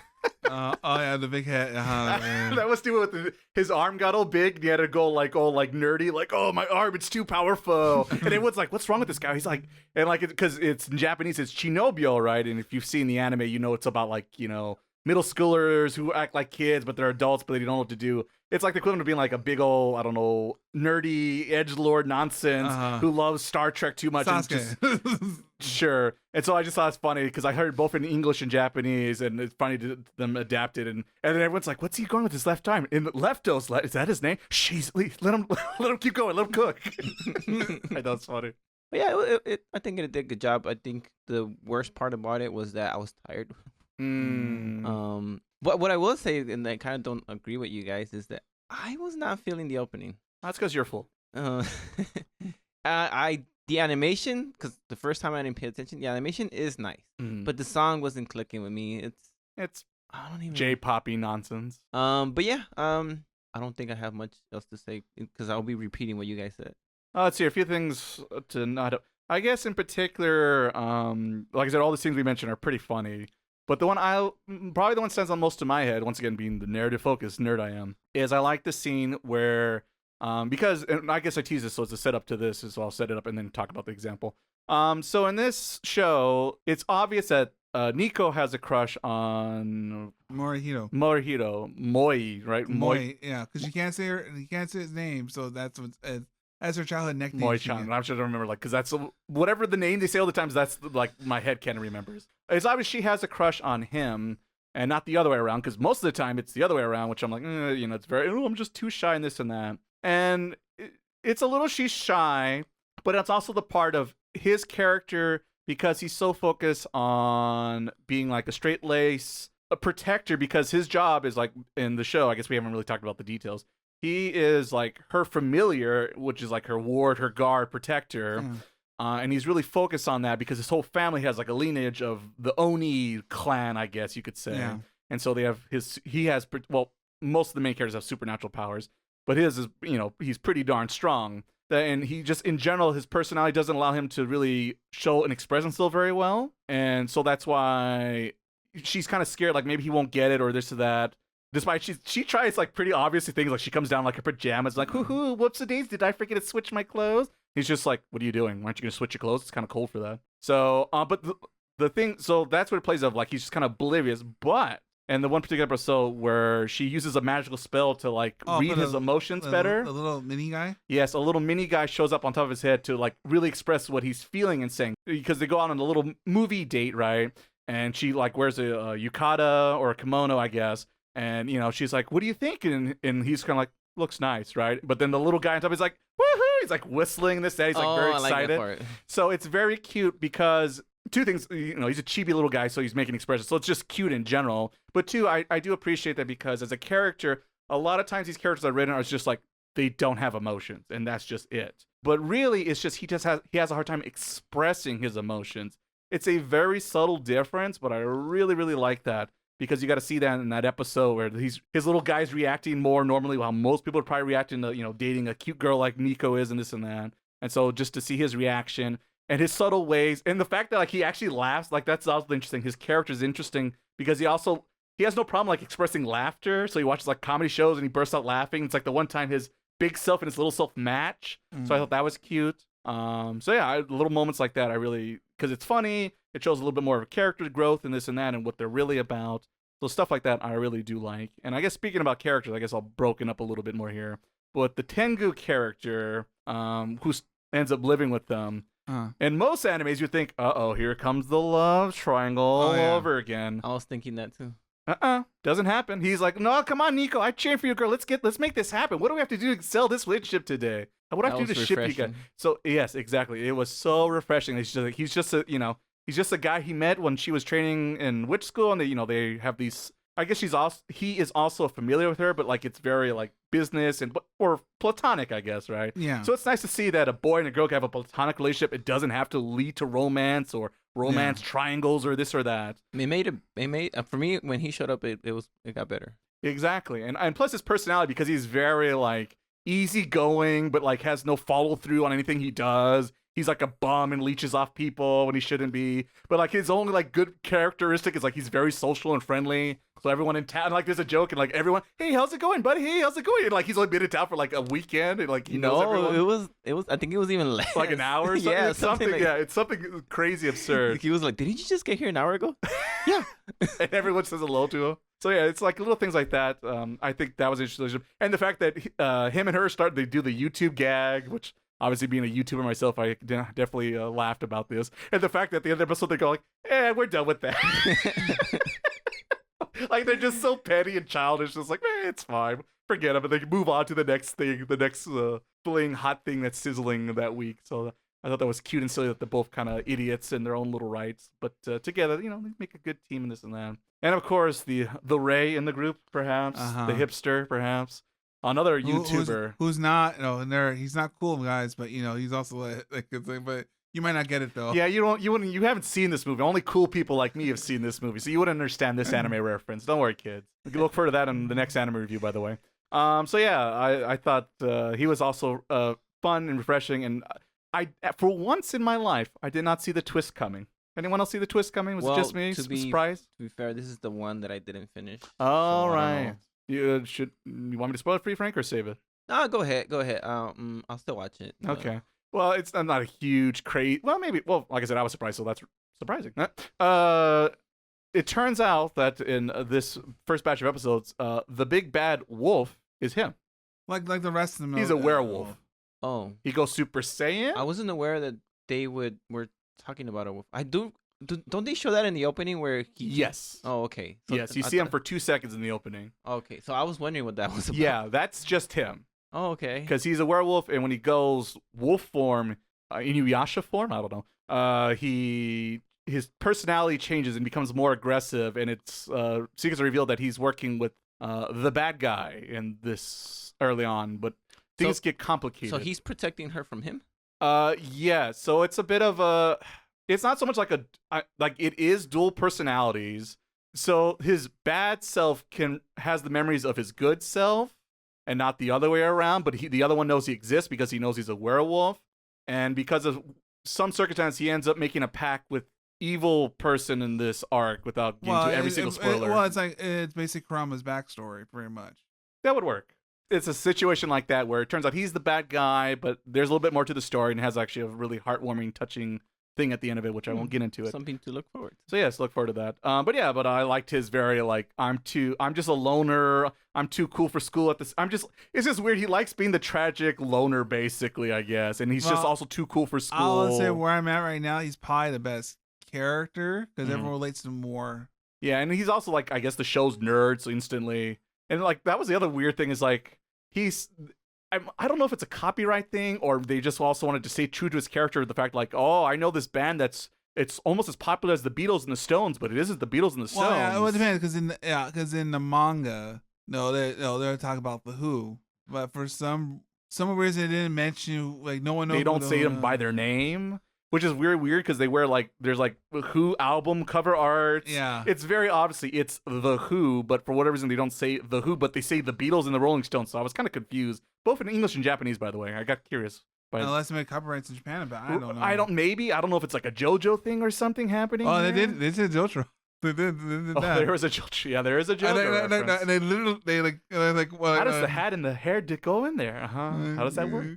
But yeah, like I said, I thought he was refreshing and interesting, and like I said, I was surprised by that twist. Haven't I talked about the student council real quick? The student council, take it back. That straight humor laughs per second. That definitely was. I thought I was laughing the most. The introduction of all the anime cliche characters. I could not. I was like busting a gut. And the funniest part. So it's like. There's the vice president who's like the too cool for school girl, who's just the pretty who throws the roses, very Ranma and Sailor Moon-esque here kind of character type. You got the big burly guy who's just out of the Hunter x Wolverine discount guy. You got kid hacker who's just like Digimon, Ash Ketchum looking motherfucker with the Z's under his eyes. You got the crazy guy, the cheap Joker knockoff with the the Jin, right? From like Bleach, right? And then the Jin character with the closed eyes, which is the thing I was talking about. Oh, don't mess with the people with closed eyes. But then and they call upon all the tropes and references to all these archetypes. And then, of course, the actual president of the student council, who for some reason is wearing like a German Nazi uniform, but holding his hand all day on his cap and being very serious and trying to recruit the main protagonist for his cause. And it's just very silly. And it's just nothing but anime tropes and references and inside baseball. And the best part is like they have all the voice actors who you expect to voice these typical characters to actually come out and play these characters. I thought very funny as an old otaku who gets all the references and all the things they're doing. It was very funny and very stupid. It's a funny show, so if you're looking for good laughs, anime references, it checks a lot of boxes. I still can tell at the end of the day if she has a red ribbon or not. It's a hair ribbon? Well, that's the thing, because like in the manga, when you look at manga, right? Like, when it's black and white, it's very hard to tell. I thought in the anime, okay, maybe make it more different. No, they didn't do it at all. She's got a Jotaro thing going. Yeah. Whew. All right, gentlemen. So that is it for Witch Watch, and it's now time for the best show of the season. I'm not saying that because it's my show. Definitely not. No, not biased at all. Probably the most polarizing show I think of the season, at least. It's how much patience do you have the anime?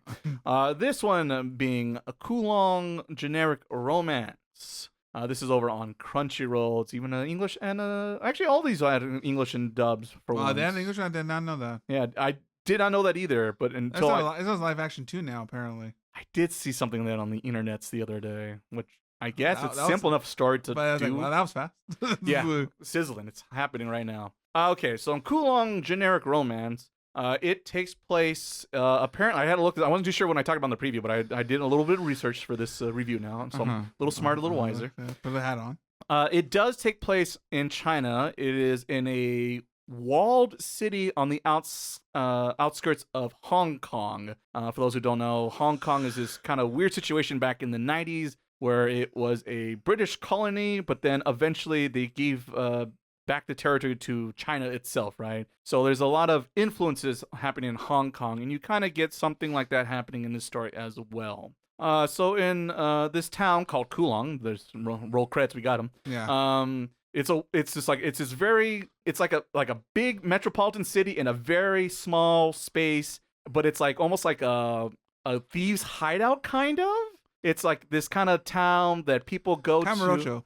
Kind of. I'm trying to think because it's a weird, unique situation that by the way, this was a real place.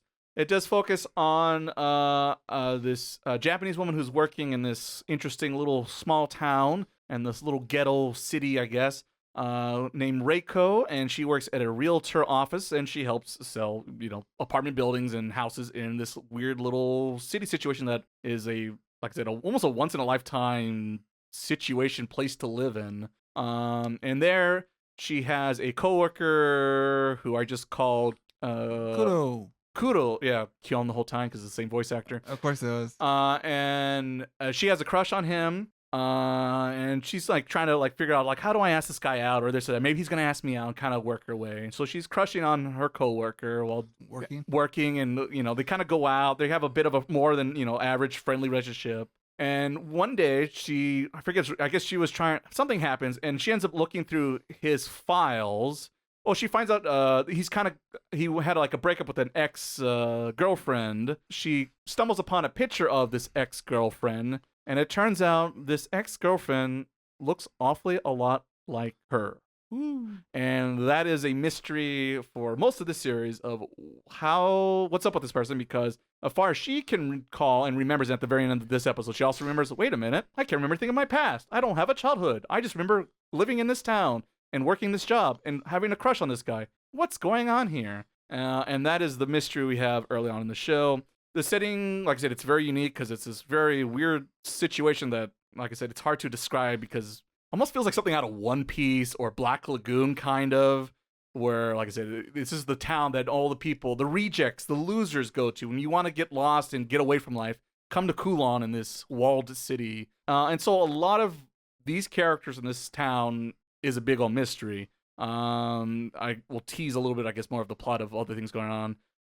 There's a pharmacy company who seems to be pulling the evil strings behind the scene of this town and maybe outside in the world. They're very like Umbrella-like, like if you're familiar with the Resident Evil universe. And yeah, so it's a big mystery of who this other person is. Is it her? Does she have amnesia? Some kind of clone? They go through all these different scenarios of what could it be. And so yeah, that is the big mystery and the reason you're going to keep watching the show, because you want to figure out what the hell is happening in this world and these characters. And without getting spoilers, I will tell you there is an answer, and it happens in 13 episodes, so you don't have to wait for season 2, which is very refreshing once again. Or is what the worlds? Yeah, what happened? Let's hear their backstory. You do get a lot of people's stories here, so it is focused on that one particular. But as the series progresses, you hear other people's thoughts and minds and what they're up to in this world and this magical fantasy town is happening, going on. A lot of supernatural shenanigans definitely going on in this one. It is a bit of a slow burn early on because it really just focuses on her and what's up with this other version of her ? Yeah. But like I said, the world expands. You meet other characters and the relationships and the drama they've incurred and how they end up in this small little town that's forgotten against the rest of the world. And yeah, I think that's about all to say without getting to the spoilers in this one. So yeah, recommendation wise, you like a mystery, it's a mystery. It does answer the questions. I found the answers to be mostly satisfying. There's a couple things you could probably poke holes at, this and that, if you're familiar with Kojima's style of writing. Mm-hmm. Overall, it's fantastical, over the top, and a little bit of an eyebrow raise here and there. But it comes to a decent conclusion that I was satisfied with, I suppose. This show is probably the most smartly written, but there's a lot of things an analyst that, being once again an English major who sits down and was trained to read this text and tell me what this text is about and what does this metaphor mean, what does this symbolize, what does this go, what's the point of this and what's the point of that. There's a lot of that stuff going on here. So if you want a show with a lot of layers, a deep, big onion, Kowloon Generic Romance will check that box as well. So if you have the patience and you're looking for a deep dive anime to get into this season, I think this might be worth your time. So that'd be my recommendation on that one. Without getting into spoilers, we'll get into that in a little bit. But before that, let's ask Frank. Frank, what did you think about this one? You said it well, slow burn. I think I would have preferred it if it was like a 6-episode thing. 'Cause I do feel they dragged it out a bit too much. Yeah, a little bit.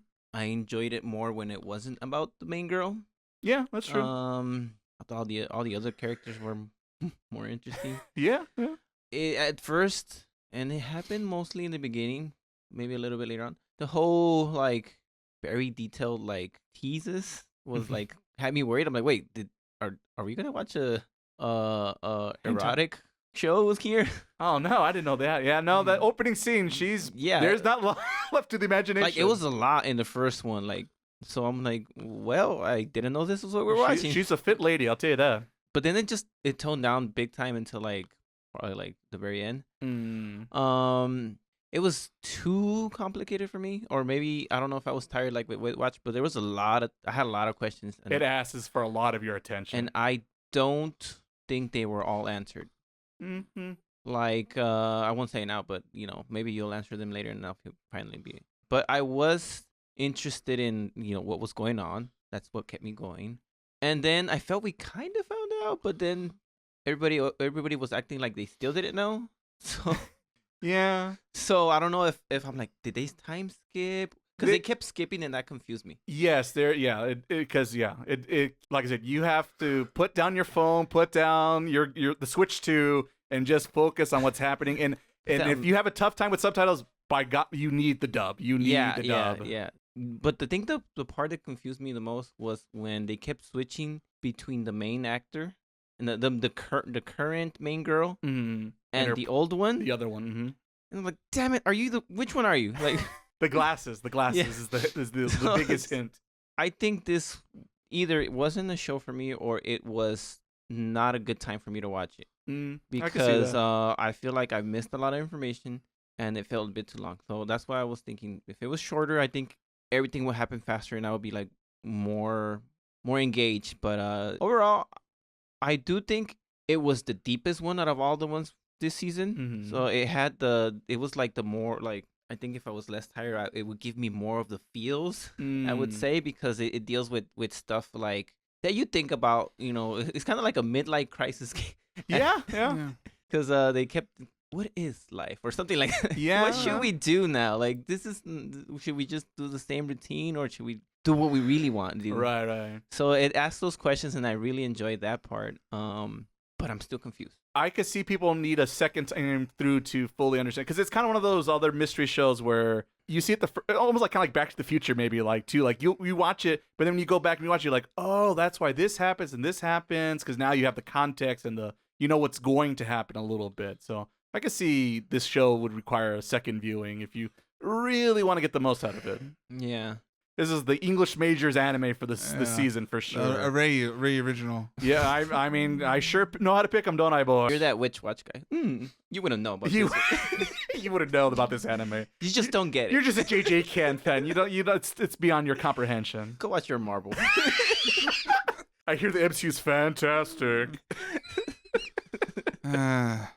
Alrighty, Miles. Before we get to the spoilers, just yet, anything we haven't discussed that you want to throw in? Well, I feel it's one of those shows kind of similar to like you kind of have to watch it all the way straight through per se, or like a good you cannot weekly. It would be tough. Yeah, I watched. Oh, yeah, that makes I good for better or for worse. I ran out of time, so I had no choice but to binge watch it, and yeah, that's the way to watch this one for sure. Well, and I feel like you mentioned before, it's like the more times you watch, like, oh, here's this, oh, here's that, oh, here's this key moment here and things like that. But it's a lot to take in the first, if you're not used to it's a higher level thinking, but it requires you more. It requires a lot. You can say it. It requires it's a lot more thought per se. This is a Ray show. This is 100%. But when we got to the end, it paid off because it's like, oh, we wrapped everything pretty nicely. Probably not the way Ray would probably want it in, but no, that's me. Just we'll get there. I guess the spoilers. All right, and with that, I guess here we are at spoilers. I guess it will be a little bit different. Let's ask Frank. Frank, what do you want to talk about in the show? Since it sounds like you have the most questions, and hopefully I have some answers for you, but I promise nothing. First of all, I don't know what the hell that cube in the sky was. An Ava reference. Yeah, I don't know. This is just like, does nobody notice that big cube? And here's the jarring part is, I think only in the first episode they really talk about it in any detail at all, and I mean, like, it's very brief. But the problem is I haven't saw episode 1 since the preview, so I really don't remember. But far as I can, it's just this thing that they all go like, oh yeah, there's a flying thing in the sky. What's up with that? Shrug. It's just part of the town, I guess. It's like a little charm to this wacky little town. Because they're all talking about like, oh man, let's figure out the mystery, and it was like, it's probably that. It might be the big alien floating over your head, maybe. So yeah, that's the thing. Is like a lot of it. Something's up, but who is responsible? I guess is the real question. But it's probably the big alien diamond thing out of Ava. And then the whole thing where once you found out, oh, this is not really a town, it was destroyed. Mm-hmm. I guess there was a time when they were living in the they call it the second Kowloon? Yes. Was it destroyed another time? Yeah. Well, see, that was they kept talking about it like. Because really, they should have talked about, like, this is the third one, right? But they kept referring to the second one being destroyed. But I'm like, this is the third one, right? Mm-hmm. In my head. But they phrased it very weirdly, I thought. I guess it's not the third one because this one's just an illusion. Right, yeah, which I'm like, really? We're getting to semantics now, motherfucker? Really? So the whole thing where when they would talk about when they were in the second Kowloon, and they were like, well, it's gonna get destroyed. I'm like, but why? What's going on? Like, it seems to be working fine. They never, as far as I know, they never mentioned it. Right. Like, why is it getting destroyed? That seems like a very important thing. Yeah, in the show, you have to look it up in like the history books of why and how that all worked out. Oh, okay. See, more study. Yeah, that's what I'm saying. This show requires you to go the extra mile. How much you want to read? You have to read books online. I feel like this is my teacher asking me to write an essay and put my reference. Yes, basically. No, I hate you. Cite them properly. Yep, that's what's going on in this one. Oh, I'm sorry. That was not the right quotation marks. Don't give me an internet link. No. Is that from Wikipedia.com? You put the last name first and then the first. No, what's God? It's very nitpicky. That it is. At the end, I guess we're in spoilers, right? Yeah, spoilers. At the end, I don't know why the main girl survived. Magic. Yeah. Why does Roxas exist? Reminded me. There's a lot of Kingdom Hearts parallels you can make in this show, by the way. I was waiting for Nomura. Nomura's the screenwriter right here. Yeah. There I was waiting for Cloud to show up with Sora. What the heck? I was like, Sephiroth. The whole thing was like, if you leave or whatever, you're gonna disappear. Right. And then you did it. What the heck? Well, she believed her. The town came together to make her real. Yes, literally heart of the cards. That's why, Frank. Literally. Okay. Because it makes a more interesting, fun ending. It makes a more happier ending than if she just turns to dust. And then you go ahead. I was saying it's not the Ray ending though. I can feel it already. It's a safe movie ending. For a moment, it was like, oh, this is how he imagined it, and that's why I think. And it's almost like so he's controlling everything because once he realized that guy was the little girl, he like made her disappear. Yes. And then, but then when he was describing how it happened, when a wife. Fiance. Also, never fiance. She never said yes. Lies. The lies this man tells everyone. She's my ex-fiance. Sure, buddy. Sure. I got a Polaroid. Well, you know what? He asked her to marry her and she kills herself. That's her reaction. That's not a good sign. Are you sure that was a yes? That was a is that a baby?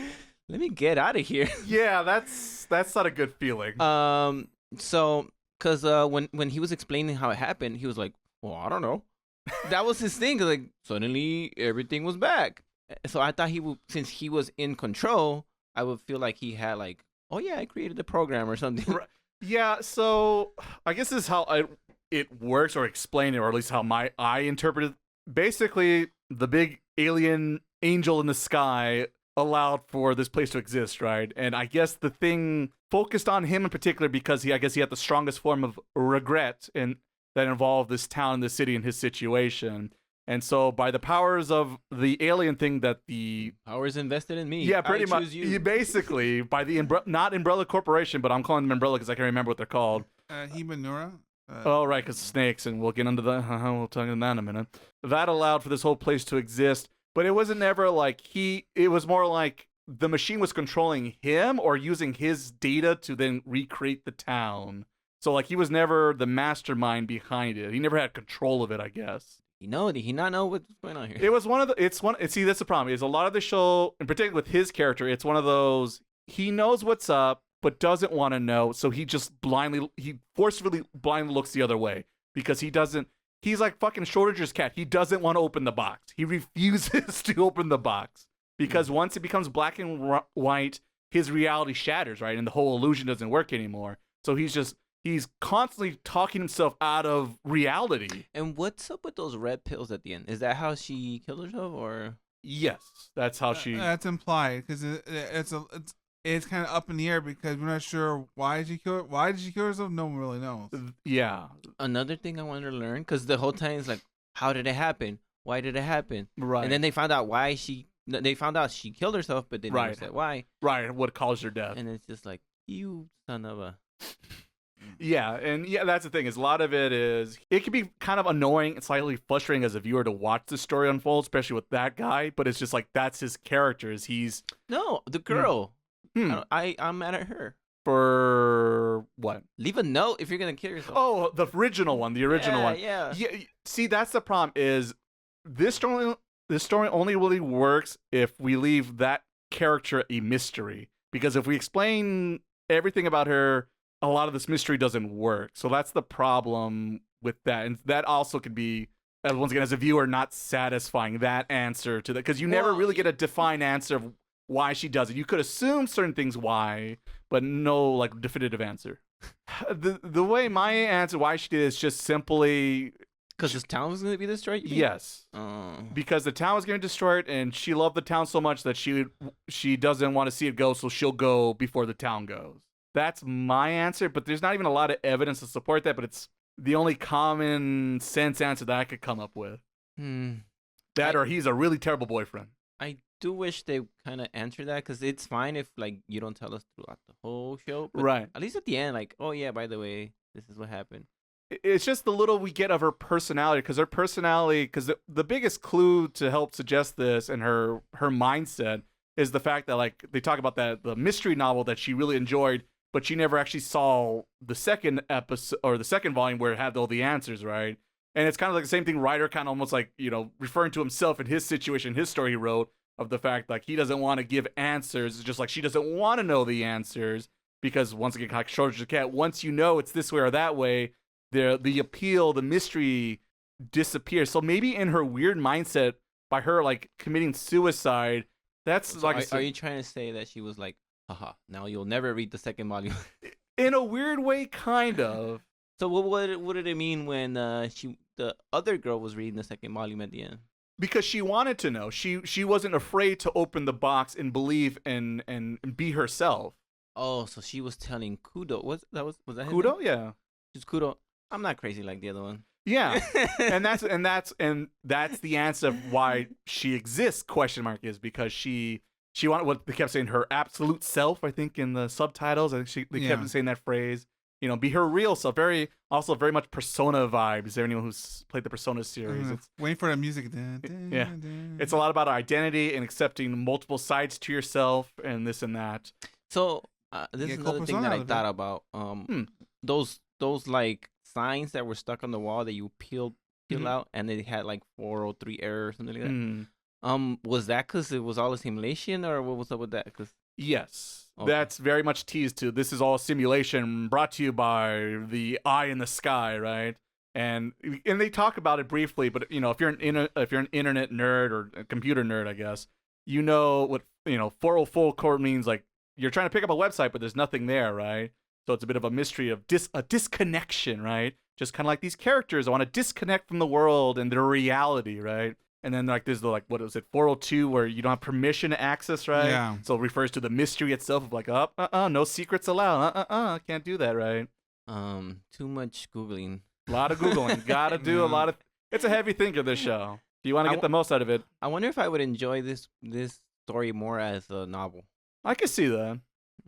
The only thing that makes it a little bit easier to understand what's going on is they do jump back and forth a lot. But for whatever reason, I don't know about the dub because I didn't see the dub in this one. But in the Japanese audio side of things, they actually do have two different voice actresses that plays Reiko in this one. So immediately by ears alone, if you got good hearing, I guess, or you're just a big old Seiyu fan, that this is the old one and this is the new one, or what Reiko B, I think she gives it the nickname. Yeah. So and then I guess she's just Reiko A. I don't know. Yeah, but I didn't really describe her about new her. gen. It's sometimes can be very David Lynch, definitely. And what was up with the snake guy and then the guy with green hair? Like, I know he wanted something, but I don't know what he wanted. So the evil, soon-to-be president of the pharmaceutical company, he just wants revenge on his Dad? adoptive father. Because he, they don't get into the details about it, but basically he blames him for his mother's death because she was not well. And the story is, they briefly cover it, is he got adopted the family because that guy had no heirs to the throne. And so he adopted him. And when he agreed to that to become his son, as long as his mother got the treatment she needed for whatever disease problem she had with her. But supposedly it looked like the evil father backed out of that deal or just didn't follow through, or I don't know, or maybe she just died of treatment she couldn't solve. Either way, the snake guy blames the father for it and wants revenge. And how was he trying to get revenge? Like, what was his goal? All right, so here's where the plot really thickens. So as the story opens up, the question is, the first answer, does Reiko have like amnesia, or is she like a clone, or this or this or that? It turns out D, all of the above happens in this series. So the original interpretation of the giant eye in the sky was supposed to allow for Ghost in the Shell shit to happen, where you could download your subconscious and download it to another body and keep, doing the Ghost in the Shell kind of stuff, right? And that was the evil father's goal, is he wanted to fucking Dr. Tenma from Astro Boy bring back his dead son to life by using this terraformer or something? Generic Terra, that's what it was, and I thought they were talking about genitals. Yeah, no, they were not. Yeah, it's funny because I kind of heard that sometimes. His adopted son was going to get him close to like recreate him, but then at the last second pull the rug under him and be like, aha, he doesn't have any memories intact. He's just a dead android. Haha, my revenge is perfect. So that was his evil plan. Oh, okay. I do kind of remember something like that. Yeah, but it's all this is just said, and there's no like there's no like images or no like dossiers they find about. They just basically said, oh yeah, we're doing clones out here, but we just haven't quite figured it out, but we're pretty close. And as soon as we get this angel to work at 100%, we're gonna be cloning ourselves all days and passing our memories down to generations, and it's gonna be all Ghost in the Shell shit out here. And he was in the process, he was trying to get pregnant. Well, that's just a separate thing. It's kind of a separate thing, but it ties into his motivation, his character of why he does things, and the fact that he also has no sense of identity, because he himself is a hermaphrodite? Is that the word? Yeah. I'm sure, but basically he has the unique medical problem. I don't know how to.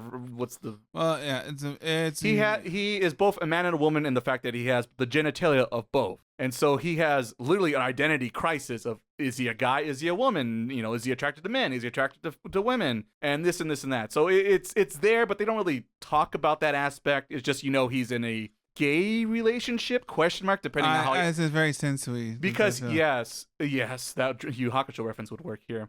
So yeah, and so that's that relationship between him and the Gwen guy. And he's the Gwen guy is in love with him. He's kind of in love with him, but he's too busy trying to get revenge. Why did he dump him? For revenge. He's trying to get revenge on the green guy? No, revenge on his father. Yeah, he threw every way to get revenge. He Sasuke'd it up. Oh, I don't feel like he could have gotten revenge and kept him. He could have, but for dramatic sake. Oh, okay. Also, their last name is basically Snake. They're Orochimaru the fuck out of it. Yeah, he be Numura, which is a snake. And just like a snake, he's always changing skins and colors, right? And shedding his skin and becoming, once again, into his identity crisis. And I think it's also a weird way of also, as Miles was saying, it's like, oh, two guys together, whoa. But it's like, but he's also got a vagina, so it's not 100% gay. We're not gay. They're gay curious, which is always a bit of a. Well, see, because then there's also the other character, Shohei, which we know. Right. Shohei? Wasn't it Shohei? I kept thinking of Shohei Ohtani. Yes. Shohei, technically, very subtle difference. But yes, also another identity crisis of, can I be a guy, but I want to be a cute girl, but I have to follow male rules and role models, and I can't be, cute and adorable and frilly, especially with his lanky, tall body. It becomes very hard to be adorable and cute. That's the thing is that's the ongoing. Everyone here is going through some kind of crisis, midlife crisis, identity crisis, regret, and they're hoping they're gonna find their answers to the problems in this magical fantasy town that only they can exist because they're the ones going through these traumatic events in their lives. It's very complicated. So you answer a lot of questions and then Answer nothing at the same time. no, I just I just was that finding out that some didn't have answers. Yeah, some just don't. I see. Thank you. No problem. I tried. I did have to put on my thinking cap on this one. Really. Yeah. Once again, if I had known there was a dub, I might have switched. Might have been easier. So there's a couple times I had to go like, back it up. What the beat did you just say, bro? So yeah. Miles, any spoilers, things you want to digest, talk about here? No, I think we did that for a while now. Do you have any error codes? Because I think I do. I no, it's just that if we didn't have that ending, I don't know how we feel about that show. So yeah, the very safe Hollywood ending of she is real. She has changed herself. Is it Batman Dark Knight Rises? Yeah. Okay. Well, they're at a diner restaurant, and yes. Okay. Sure. That part is. I'm trying my best to speed run. Okay. So yeah, the ending. It's safe. It's boring. It's kind of puts a smile on your face, and it gives you hope. Maybe these two will hook up. I'd argue they should not. What an unhealthy relationship. I'm trying to marry my not real ex-fiance's twin sister. Yikes. Fucking yikes. It was some telenovela shit. No, they're not sisters. They're not, but basically. In his head, it's like from a third party's point of view. She's good enough. Yeah. You need to move on. This is wait, what anime is this? What we talked about where the guy married the guy's sister, but they never say that, but it turns out to be that? Oh no, The Boy and the Heron. Yeah, The Boy and the Heron. Where the guy marries his wife's sister. And then we're confused on the longest time, and then we got this. Oh no, it's literally his aunt. His aunt is his new mother. Fucking yikes! Like I said, he must have really liked his in-laws because he did want to swap them out. So yeah, so there's kind of that situation when you really think about that's what's happening here. And two, the other thing is, I guess that didn't work for me, and I think kind of ruined some of the narrative stuff it's really going through. Once again, trying to talk about identity and people finding themselves and what it means to change and grow. And there's like the butterfly, metaphor of there was a thing, and then I changed into another beautiful thing, right? It turns out at the very end, like I mentioned, it's Kudo whose his memories of this town is what's powering to make this fantasy even occur and happen, right? And everything's based on his perception, his point of view. And as you see, is once that changes, that person disappears, and or facts he didn't know then reappear and kind of correct itself, right? But the thing that doesn't make any sense, though, in regard to if this is supposed to be true, is there's that situation with Yao Ming, the blonde hair best friend character. Yeah. There's that moment where she kind of reverts back to her old self, her old life, where her mother was a famous like star in Hong Kong and China, and she kind of wanted to find herself in her own way, and that's her struggle and mindset, and that's why she kind of runs off, gets a plastic surgery, and goes to this crazy little town that's like lost and forgotten to like hopefully get lost in the shuffle, get away from it all, and once again kind of rediscover herself. And the thing is there's a scene in a moment where she reverts back to her old self, and she goes. At first, I thought it was like for us, the viewers, to understand how she sees herself in the mirror or something, right? But she goes in the next episode, I literally turned back to my old self. And I'm thinking, okay, so everyone's perception of themselves, that's how they see themselves. And my justification of the Zhao, was it Zhao Yang? Zhao Qi? Zhao Qi? If the real version shows up into this fake town, the fake one disappears and the real one overwrites them, right? But all of a sudden, there's two versions of that existed at the same time and actually was able to have conversations with themselves. And I thought that the explanation of why that exists is the fact of, at a certain point, he identified himself as this kind of person, this kind of character, as a little girl, as a feminine person. But of course, as time changes and his body changed, he now perceives himself as two different people, right? And that's how they could kind of exist, because it's like a split personality situation going on here. While she's able to do that because she kind of saw herself as the blonde lady and things changed. And it makes more sense if that's the reason why I'd explain that, because the fact that the fake her disappears later on is because the guy tells her, oh yeah, she's a dude, didn't you know that? It just doesn't make any sense, and once again kind of weakens the support and the identity crisis people are going through and kind of their own personal journeys they're all on. It kind of weakens it a little bit. Yeah, because when the little girl disappears, at first I thought it was because the originals interacted with it. Mm-hmm. But then they said, oh no, it's because Kudo found out. I'm like, yeah. Oh, okay. So yeah, it doesn't work as it doesn't literally, it just doesn't make no sense. So it's a little bit of a Kojima error, as I would like to call it, when you think about it. And then I also thought, like, probably the saddest story, despite like it's like 2 scenes to really get it, is that this whole time, as Kudo thinks, is basically it's just him, like the pharmacist guy, his crew coming in and out of this town. There's like his like mahjong friend player who's actually real, who's been here this whole time, and he's just here like, you know, going through the tragic loss of his wife and situation. And like it's like when you think about, like, man, that's fucked up and sad. But like there's this like really cute moment or you know, fitting ending where, you know, you think, well, thanks for the dream. You allowed me to dream one more time, and I had this great, amazing dream, right? So it's kind of interesting, each person's interpretation, right, between a dream and a nightmare, right? Because Kudo himself, he's literally summer never ends. It's literally Kingdom Hearts 2 with Roxas, because you know, they're forever living the cycle of summertime, and of course when Roxas disappears and then in the game, you know, there goes my summer vacation, right?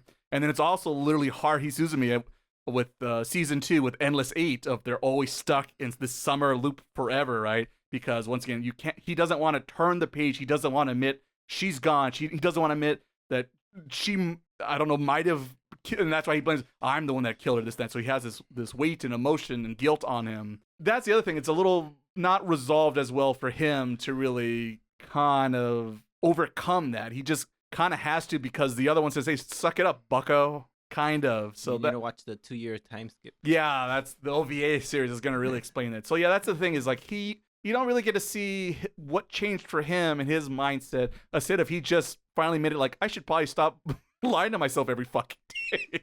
Because he's kind of a psychopath when you really think about what he does. Because there's sometimes where he knows he's not real, but he wants to believe it anyway, and so he'll just like lie to himself. So it's like, man, this is really not healthy, man. Yeah, and then, or he was like, say, you know, you should wear some glasses, or you know, you should. Yeah, and that, oh my god, what a fucking sicko by doing all that kind of shit. Why don't you wear these earrings? Why don't you just dress like her? Why don't you do like just like she's like a little a puppet, a muppet for him to dress up, a little doll for him to just so he could get his rocks off and get nostalgic for his ex fiance, which was never his fiance. Once again, if this man's willing to lie about that, what else is he not telling us? Yeah, it is. The more it's a little messed up. He's a fucked up dude. He's really a bit of a sicko when you think about all the shit. He might surpass guy from school is now at this point. Oh, there's I did think of that show sometimes while watching this one. I'll tell you that. I like, but it's like the way how he says it and nonchalantly kind of just like moves on. Yeah, just shrugging. What can you do? And it's just like I said, really not healthy to, like I said, can't dwell on the past. You gotta let go. And then the last thing I guess I'll mention is all the Ava stuff. Already I talked about the eye in the sky with literally looks like one of the, I think it's like the second, third angel. I think fourth angel, I think. Is that what it is? I forget. It's the one that goes into Nerve, right? And it, yes, it drills through and it's just a big old diamond and screams when it shoots out giant laser beams. Yeah. So there's that. The main character name is Reiko, who has amnesia problems, who might be a clone of herself. Yeah. Literally, her uniform is the same color scheme as Rei Ayaname. It just reeks father issues with the snake eye. Oh my goodness. Evil corporations and governments, fake things in the sky, and a new Tokyo and Tokyo 3, Kowloon, Wild City 3. Is it the same guy or is it just no, a fan? No, definitely, but it definitely, it's more than just homages and references. It's more a coincidence, I guess you should say. It's definitely intended to be a lot of Ava stuff and take from Ava stuff. Yeah, especially like, and of course, you know, Ayanami's story and, you know, Shinji's mom, spoilers.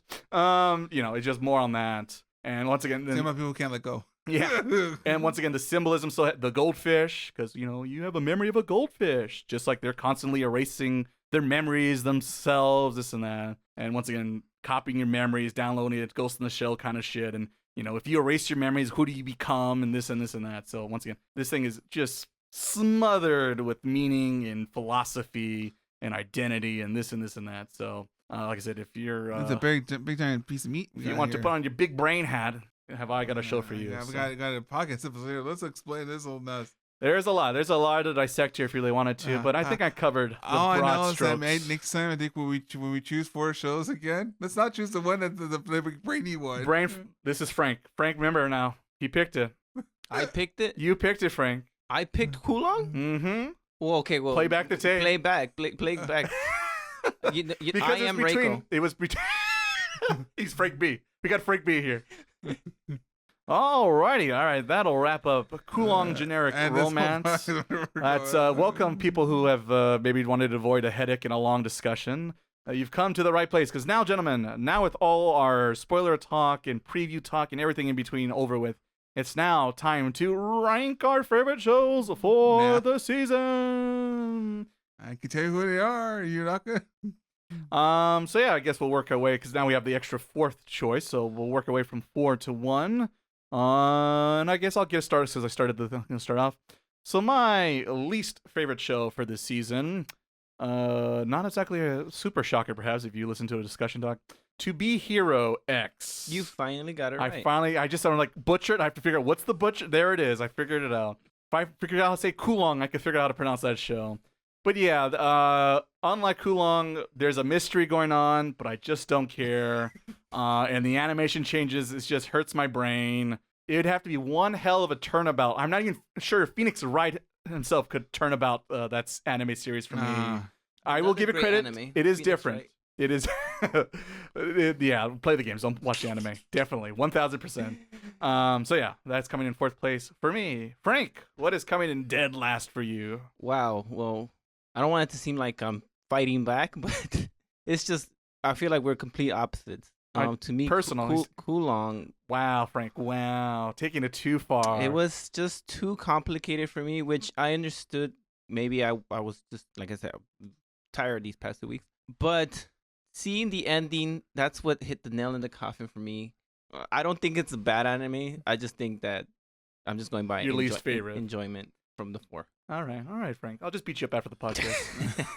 Alrighty, Miles. What is your weakest show? And if it's generic romance, you're out of the show. I'll tell you that right now. No, it's to Be Hero X. Smart man. Because there's a lot of unbiased opinion right here. Well, it's a gamble. Who knows how it comes out? But you love your gotchas, don't you? Yeah, but like by the time we get to the Eve Hero or wherever, like I'm assuming wherever we see in the intro, that's what we're gonna get, right? Like, how much time we have to tell the story? There's 10, and we've only gone through like 3. God help us all. All right, so now we're on our third place. Who's taking home the bronze? For me, who's taking home a third place will be drumroll from Country Bumpkin to Master Swordsman. I enjoyed the show. I talked about how much I recommend the show, but there's no ending in sight just yet. The show's just begun. We've barely begun introductions and explaining this world and the political things happening, this and that. There's no romance blooming just yet. He hasn't become the Master Swordsman yet either, so there's a long way to go. So sadly, that's why it's only stuck in third place for myself this time around. But like I said, still good show. So if go back and listen to us talk about it. If you time skippers, shame. Frank, what's coming? Who's taking home the bronze for you? The same one. Yeah, that one. Like I said, I enjoyed it. I watched it pretty as soon as the episodes came out and stuff like that. I don't foresee like a amazing ending, or I don't know. I have to see more to. Right. So for now, I just see it as a nice casual watch that if it's there, I'll put it on while I play Maple. It's a good Maple show. Maple story approved. Gonna put them in the back of the DVD box. Yeah. So yeah, it's like you mentioned before. I think 3 out of 5. 3 out of 5 is living up to that. It's a good 3 out of 5. There you go. Miles, what about you, sir? What was taking home third place, making the podium? Kowloon generic romance. Oh, too smart. Oh wow. No, it's I don't like Kudo. The more you he's not a good person. It's like one of those things. You kind of really had to boil it down the end of it, right? This guy's he's fucked up because of him alone. I feel Dragon Show because he's just. But you feel something towards him. That's a good sign. Yeah. Alrighty, now time for now we're gonna do the All Switcheroo and Gold for our first place winners. Say it with your chest, brother. Say it with your chest. It's fine. Coming in at number 1 is Kowloon generic romance because I'm the English literature nerd. Oh yeah, but this is you show. Well, gentlemen, you just have to get on my level to understand the true nuances of this anime title. Little plebes like you with your Jujutsu Kaisen, and I hope you enjoy that show. My monocle, excuse me. Now excuse me, go look this up again. What's Kowloon again? It's a place outside of Hong Kong, and it was 1994 to 1995. That may or not still exist. See, some of it, it does not. Spoiler alert. Or that do you see a thing on there? Well, I was gonna say, So yes, that is taking home my first place winner, taking home the gold. Like I said, I'm a bit of a nerdy. There's a lot of character development for certain people, not for Kudo, and their struggles and kind of midlife crises a little bit is something as an older, mature millennial that I am.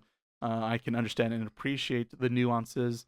So yeah, it's a very smart, highbrow kind of show, which I'm into. But Witch Watch is a very close second. I will admit I was back and forth a little bit because I had the most fun. Witch Watch was probably the most fun I had enjoying watching the show, the season. The opening sold me a lot. I was very excited just to see that opening every time. We watched it a lot. I like, it's a good opening when you never skip it, and I don't think I skipped that opening one time when I was watching it. So that I'll give you that's high marks. I'll give you option 2 skip. There you go. You'd be only a fool would skip it. But Kowloon is more your cup of tea. That's what it is. I'm that. I've been watching you kids and your little anime. Here's the English major. Oh, another comedy romance. Oh, I'm sure it's funny. Look, this girl's look, a Dragon Ball reference. How original. So yeah, that's the thing. Is I'm just still that guy. But like I said, really all the top 3 shows I would enjoy. But Witch Watch I definitely want to see a season 2, and the Swordsman one is hopefully I remember when it comes along. If you're playing Maple, you... Yeah, it's second screen watching, I guess, the way. But yeah, that's why Generic Romance takes home the gold for me this season. So Frank, for you, who is your number 1 dog in this race? To be Hero X. Like, despite... Bias. Despite... I hear your opinions.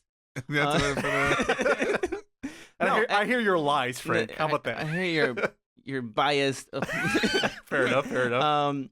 But like, and it is a gamble because I haven't finished it. And if you told me, okay, you're not gonna watch any more of either of these, all of these 4, then I would go with Witch Watch. But there's that hope. I have the long the shot. heart of the cards is gonna show up. Bottom of the 9th, 8 runs to 1. I'll watch. Let them cook. Let them cook. Let them I'll watch 2 X, but I don't expect this to end well. The bottom of the 9th, I like the 2 outs, 2 strikes. 2 bases, people on 2 bases. Yes. Frank's out here betting on the Rockies to win it all.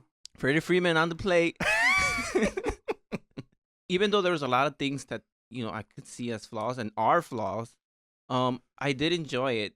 Just simply like this is the one I had me most engaged. And I do think that it's still a setup. So I have high hopes. He believes. I believe. I still believe. Oh, Ted Lasso of you, Frank. One of my favorite movies is the Miracle of the Hockey one. Miracles happen. Oh, okay. I thought you talking about the Christmas one. No. But yes, now I know what you're talking about. But I just have high hopes for it, and I did enjoy it, even though it has no conclusion right now. Okay. All right. Frank is listening to the Panic at the Disco right now with his high hopes. But what high hopes does Miles have for his number 1 choice this season? For Witch Watch. What a shock. You guys are so biased. Actually, no, I did the same. Damn it. Hey, gentlemen, I had 2 choices, so it's not bias. All right. It's just fixed. I like There's a difference, all right? Okay, I like how you were going your high horse for a hot second. You realized, Get out of here. Stupid horse. Anywho, so that's why, and I really like Swordsman more because. Well, you liked it more. So first place, you heard it. He said he liked it more. I quote Miles 2025. What if he started hitting on his students? How would you feel then? That's season 2's problem. Yeah, pretty much. And stay tuned. Ooh. He took it personally. He's really thinking about shit. Well, because probably there was too many. You could argue that, and it's like that doesn't help. He also doesn't believe in that show either now. Apparently, moving on 3rd place now already. Damn it. Anyway, Which Watch for the win? Right there. Alrighty. So I guess if you do the math here, apparently, ladies and gentlemen, Witch Watch is taking home 1st place overall here on Taku Podcast. Yes, I predicted. And then I don't know how to do the math on who. It'd be a closer race. You do the math in your head, listener, and tell me who comes in the other place. You choose what you like to do. You want cream of the crop. Which watch is what you want to watch. That's what matters here. We're here to give you the cold hard facts, not make you think about the mystery or solve cases or this or that. Have you watched a show that you decided to read all 200 plus chapters of the plot? Definitely not biased at all here. Once again, thanks, Miles. I'm in part 2. Indeed. So yes, that is our best of spring 2025. So that wraps up that season. But gentlemen, in this very heated room we find ourselves in at the end of this podcast, it is now officially summertime, baby. So that means we get to do it all over again with a whole new fresh batch of anime episodes coming at you pretty darn soon. But I think if I remember right, the scheduling, I think we'll have time for one more review. Most likely something from a spring season as well. So stay tuned for that. So we got probably one more review of last season and then preview talk. And we'll do what we just did previously on the preview for this season, which we get to this review. Previews of review to decide who gets the full review later on. So look forward to all that talk here on the Taku Otaku podcast. See, that's the first time I say the. Usually I don't say the Taku Otaku podcast. See, Miles made this up earlier in the before recording, and I never say the. I just say Taku Otaku podcast. All right, yes. Don't believe his lies. Don't believe his lies, ladies and gentlemen. He's nothing. So look for the sky, folks. You see a little cube. Oh, Miles, he sees the cube and he goes, "That's a pretty cube," and I go, "That's bullshit. That's an alien." Someone call Shinji once again. Alrighty, so with that pretty much wraps up this episode. Before we close out here, of course, I must thank my fellow co-hosts for sticking on with the hot takes in the hot room with us. Yeah. So Frank, thank you and your heroes for coming along this podcast episode. My heroes? Your heroes. Oh, You're yes. number one. Well, I'm here to represent the common people. There you go. There you go. Deep down, he's just a Mega Man X fan. He just can't say no to that X. Mega Man X fan. That's true. I'm more of a Zero guy, so how about that? That's my answer. So, 2B Hero Z would have... That's when it really starts cooking, let me tell you. And you meet the real first Maverick, things are going to get real juicy and good there. Uh-huh.